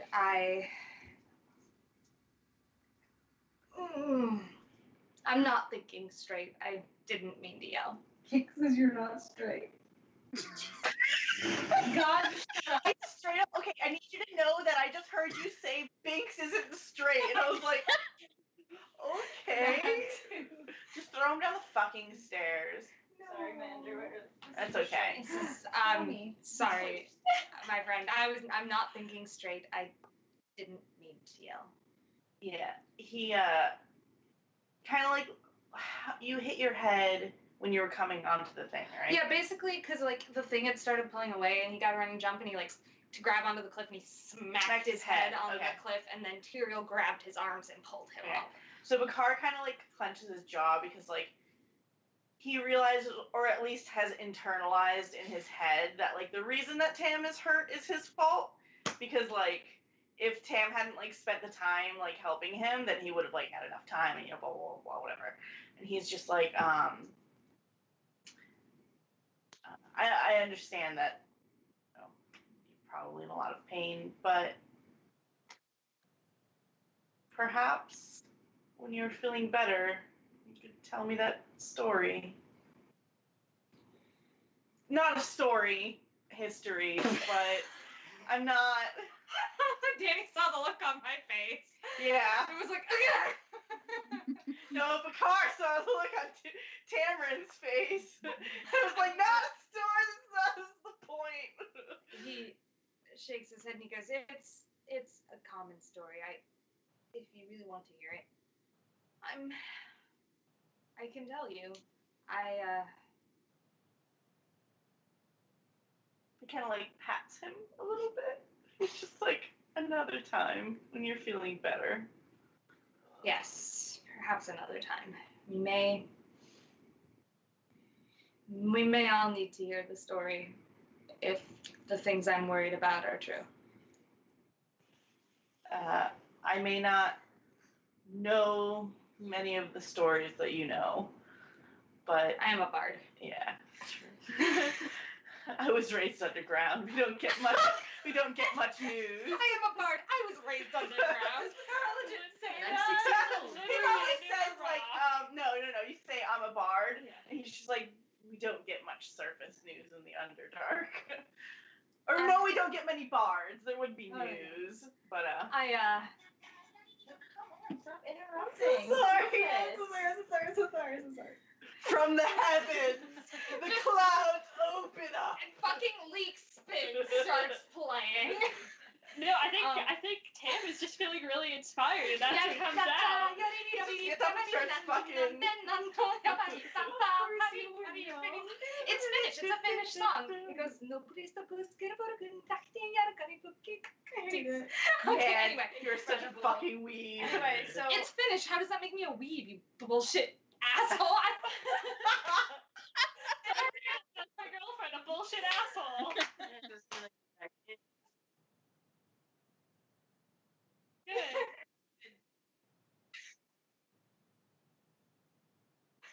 Private? You can see how terrible we are. Seeing this? No one yet. I thought you said only the link can see it. Anyways, so we don't get many bards in the Underdark. and he says, I've made it a career to gather stories. I thought you were about to say, I've made an appearance in the Underdark. And I was like, calm down, Taco. Anyways, so he's just like, you know, I may not know, you know, stories or whatever, but if there is any story that I know, it is the one of a very powerful entity using his people to get what he wants. So if that is what is happening here, that is what is truly happening here, then there's nothing that should keep us from stopping that. Perhaps I also know the story of which you speak. I think it's... High five! Not really, I'm joking. Dancing lights. I think it's, I think that many of us have heard enough stories of great evil to unite under a common goal. He does. Are you alright? You know, from the... He kind of like... I'm sorry. Possibly the closest thing you'll get like of a blush from him. And he kind of like looks down a little bit and he's just like, yes, I'm fine. Thanks to you. I told you that we wouldn't let you fall. What color are his cheeks? Purple. So he goes from like a double, yeah, to like a purpley tint, yeah. So to round it out, so he looks at him, and he goes,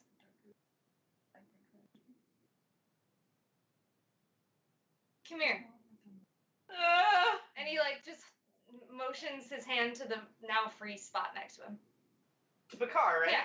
Oh, because there's like a couple cushions Yeah. between them. Okay, Bakar just kind of like looks at him, like gives it a second, and then like. Once he's settled in, he goes, "Thanks," and lays down in his lap and goes to sleep. Amazing. Okay. On the cushions, you had to have a lap. He was like, "How sorry are you? Let's This find is like, out." all right, I need to draw. give me a drawing utensil. Incredible. That's it. He goes to fucking sleep. Good. Maybe make sure he wakes up a little bit later, though, y'all. Yeah, you're not supposed to go to sleep if you have a concussion. Yeah, but do we know this in fantasy world? No, we don't. It's true. Like, I mean, the only heroes we have is Tyrael. Tyrael, so that's on Tam's you. fucking dead now because he went to sleep. Sure, I don't die, y'all. Someone. I'm not gonna let you die. So guess what? Exactly. Start rolling those death save throws. You've gone to sleep with a concussion. Roll your death saving Okay, throws. go ahead. We're just going to assume, for story purposes, that he gets them all. He does not fail any death saving throws while sleeping with a concussion. Now it's time for me to go to the bathroom and for you guys to do your thing. fair. Amazing. Just so I have like, just so I know what I'm walking in on. Can I get the like?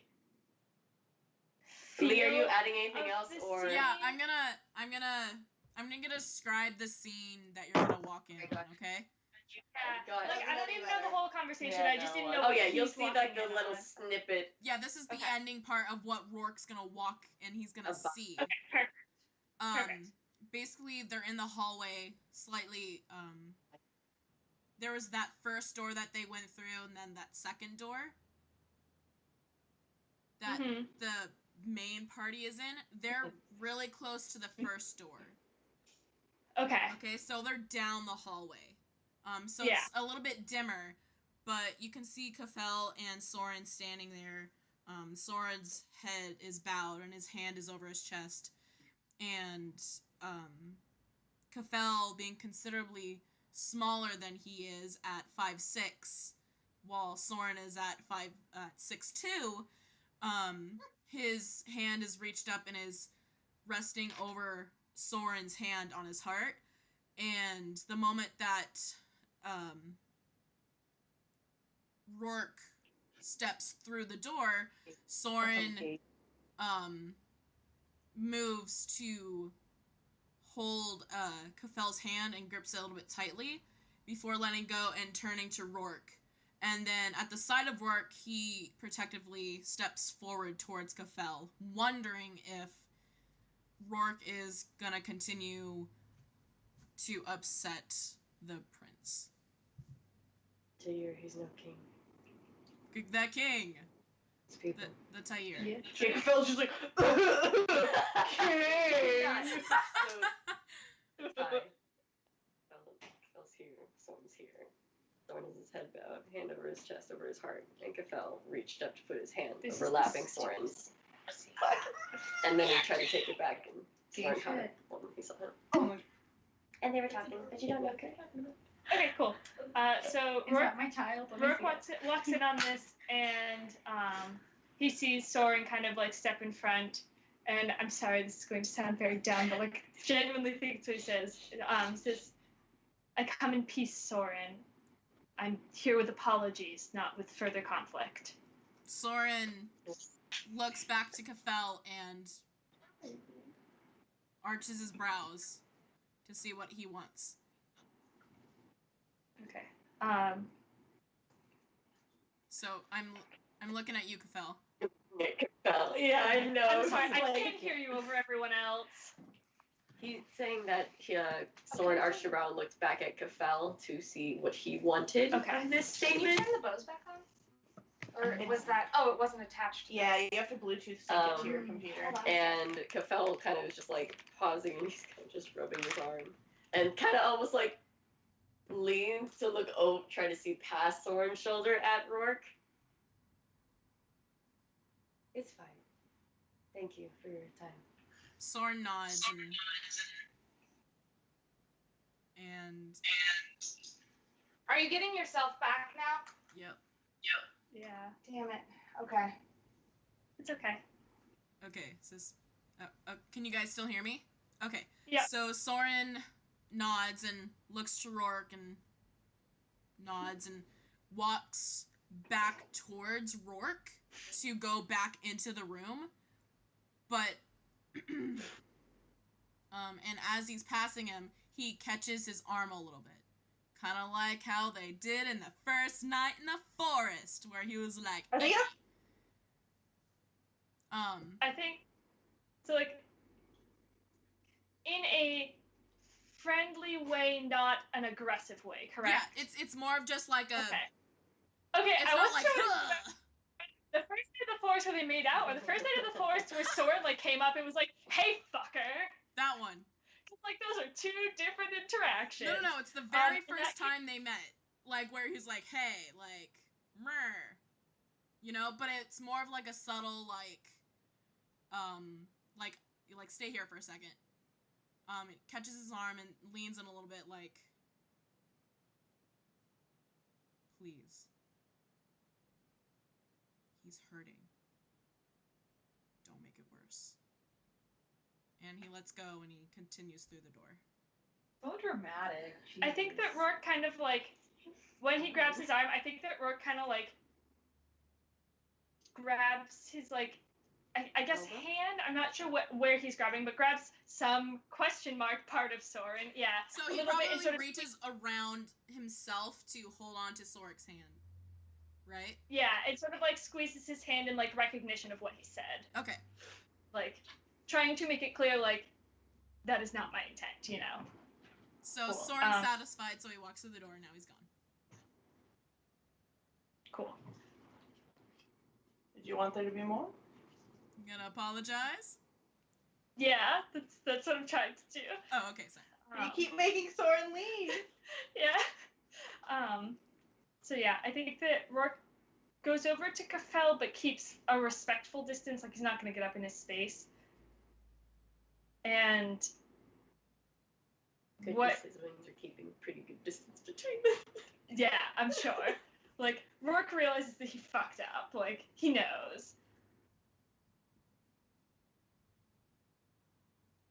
I know that you are angry with me, and you are correct. You are right to be so. You have lost much, and I was inconsiderate in my words when I was speaking to you earlier. I allowed my own loss and the things that I fear to overwhelm my judgment, and I simply wish to apologize.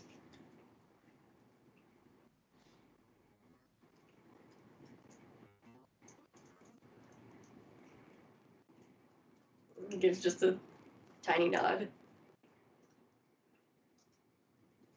That's all you get from him. Yeah. And I think that...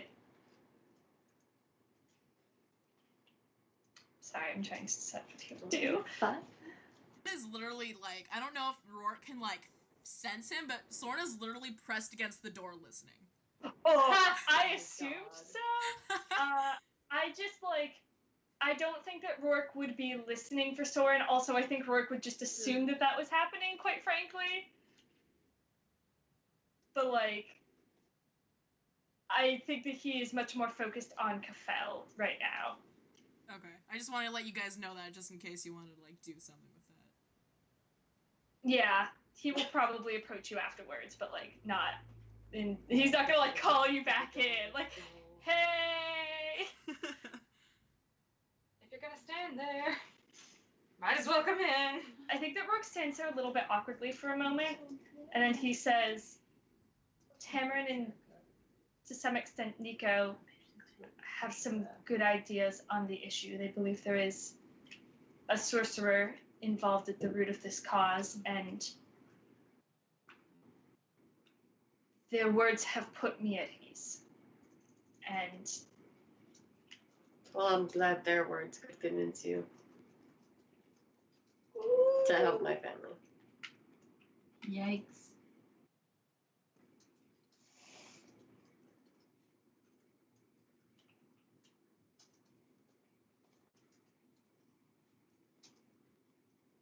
You're free to leave when you want, but it's probably harder to get back without wings.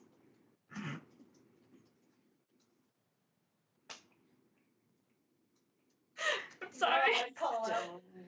Cool. Sorry, it's just like so funny to me as a person that I'm trying to have Rourke be serious. It's okay, you should laugh it out because then you're emotional otherwise. Like, Yeah.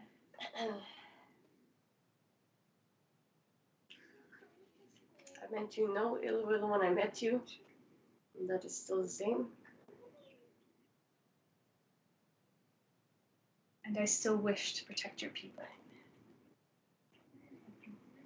That has never changed. My concern, my priorities were never about leaving your people to suffer. I would never want that. You're confusing me. My concern was that your people were not the only ones suffering, and that there would be no end to the violence unless we could solve that problem. This is my job, Kafel. This is what I do. I make peace between peoples. Never to this extent, never on this grand a scale. But there is always some truth to both sides, and in my experience, it has always been impossible to find a solution without knowing both truths. And that is what I worry for, that no matter how many of your people we save, no matter how many Marmori lives we take in the defense of your people, that they will never stop coming unless we can give them reason to stop. Besides, we don't have an army like they do. The 7 of us can do great things. We can do many things, but we cannot defeat an army. And without more information, without more knowledge about why the Marmori fight, and if Tam is correct about the sorcerer, that's a pretty good place to begin. But without more information, my concern is that their lives are being thrown away the same that your people's are. And while I think that while we, myself included, believe that they are in the wrong, and they are, because they are the ones perpetrating the violence, that does not mean that they believe that to be true.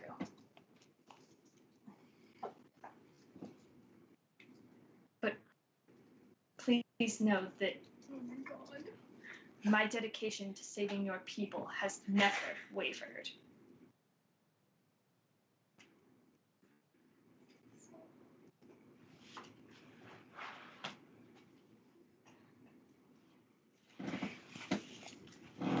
I'm trying to be emotional. Sorry.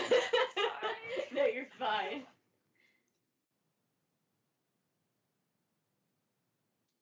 Okay. Just got me again for a minute.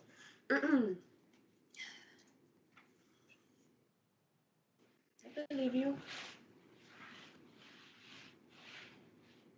You seem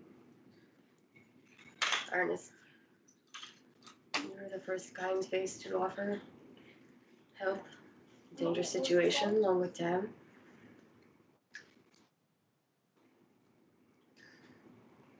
You also seem big on promises.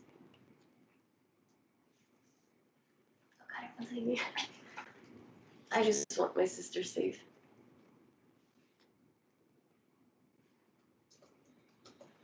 Oh. Thanks, buddy. Can you promise me that? You can run after that. Your feathers.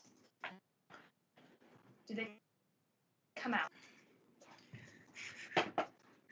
You are not about to do this gay fucking shit. Yeah, I am. The car is gonna be Livid. set. Yeah. Oh my fucking god. You With my people. And he gestures to his hair. I cannot believe you. These are not just decoration. Each one of these braids is an oath. In my people, our braids are our promises. And as long as it stays with me, then the promise and the oath must be upheld. And only once that promise has been fulfilled do we cut the braid. If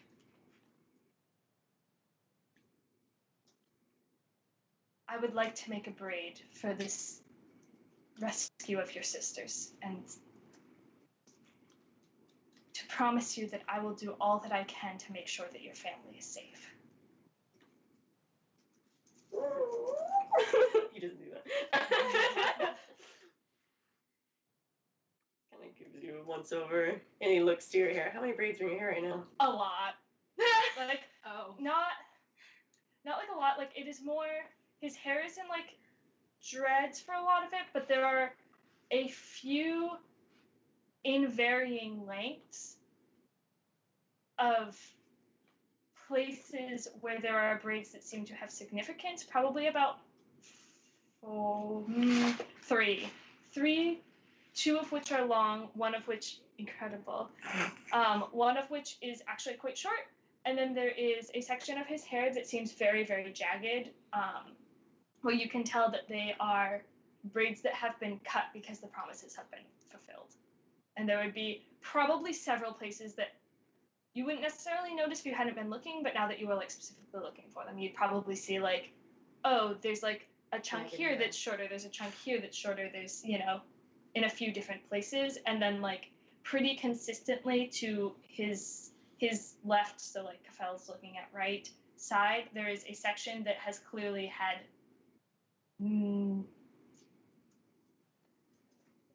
there are chunks that have clearly been different lengths, but always in the same spot.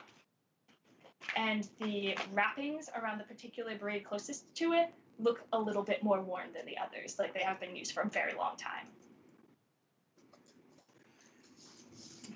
Kefal's gonna slowly approach you now. And his wings were already coiled towards him now, but he finally lets one release back to fall behind him, and he plucks 3 feathers. And he gives them to you in order for Nyla, for Naru, and for Kosi. Merc And then he accepts kinda, like, them, and Merc accepts them, and like clasps his hand. It's some real gay shit. And honestly, like I think that he would just like do the braids right there. Like he wouldn't even like wait to go somewhere else, because like I do feel like that is stuff he would have on him, just like simple leather cording and like maybe a little bit of like decorative things. But I think that this is not so much a celebratory braid so much as a vow, and so it wouldn't be particularly colorful, though I do think that the braiding will probably be pretty intricate. And like it would probably be 3 separate braids that come together at the bottom. And then like the 3 feathers are off each. Like it's like one here in the middle, and then like one here and then one down there. Like just sort of like in a little wave. He's gonna like wetly like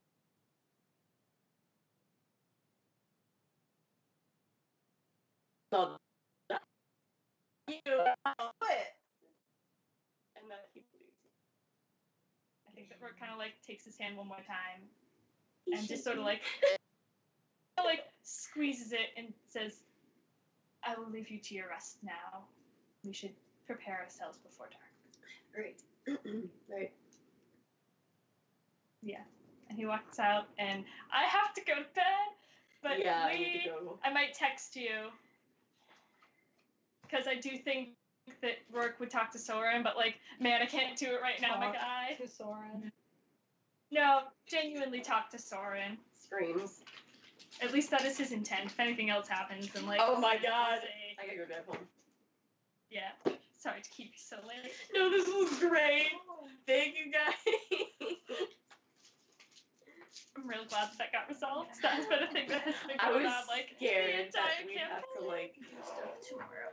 It like finally got to a point where it's like, man, like I don't, because there have been several times where Rourke was going to bring it up in the past and then like found ways to convince himself like, no, I trust these people, I know these people, like it's gonna like they're not bad people, I know them. But then like this was kind of a moment where he was like, man, like it kind of hit him how real it was when they were talking about like literal like limbs being ripped from bodies, and he was like, this is so real and so much bigger than me that like I'm feeling very lost and like need more guidance than just like some people I've known for like, you know, a week and a half. Like a week, really. I was being generous with our time with Athos. Nope. Man. Yeah, I'm pretty sure it's like still the first week It's of literally insane to me that they've known each other for like a week. yeah. Yeah. Like, I can't. Jesus Christ.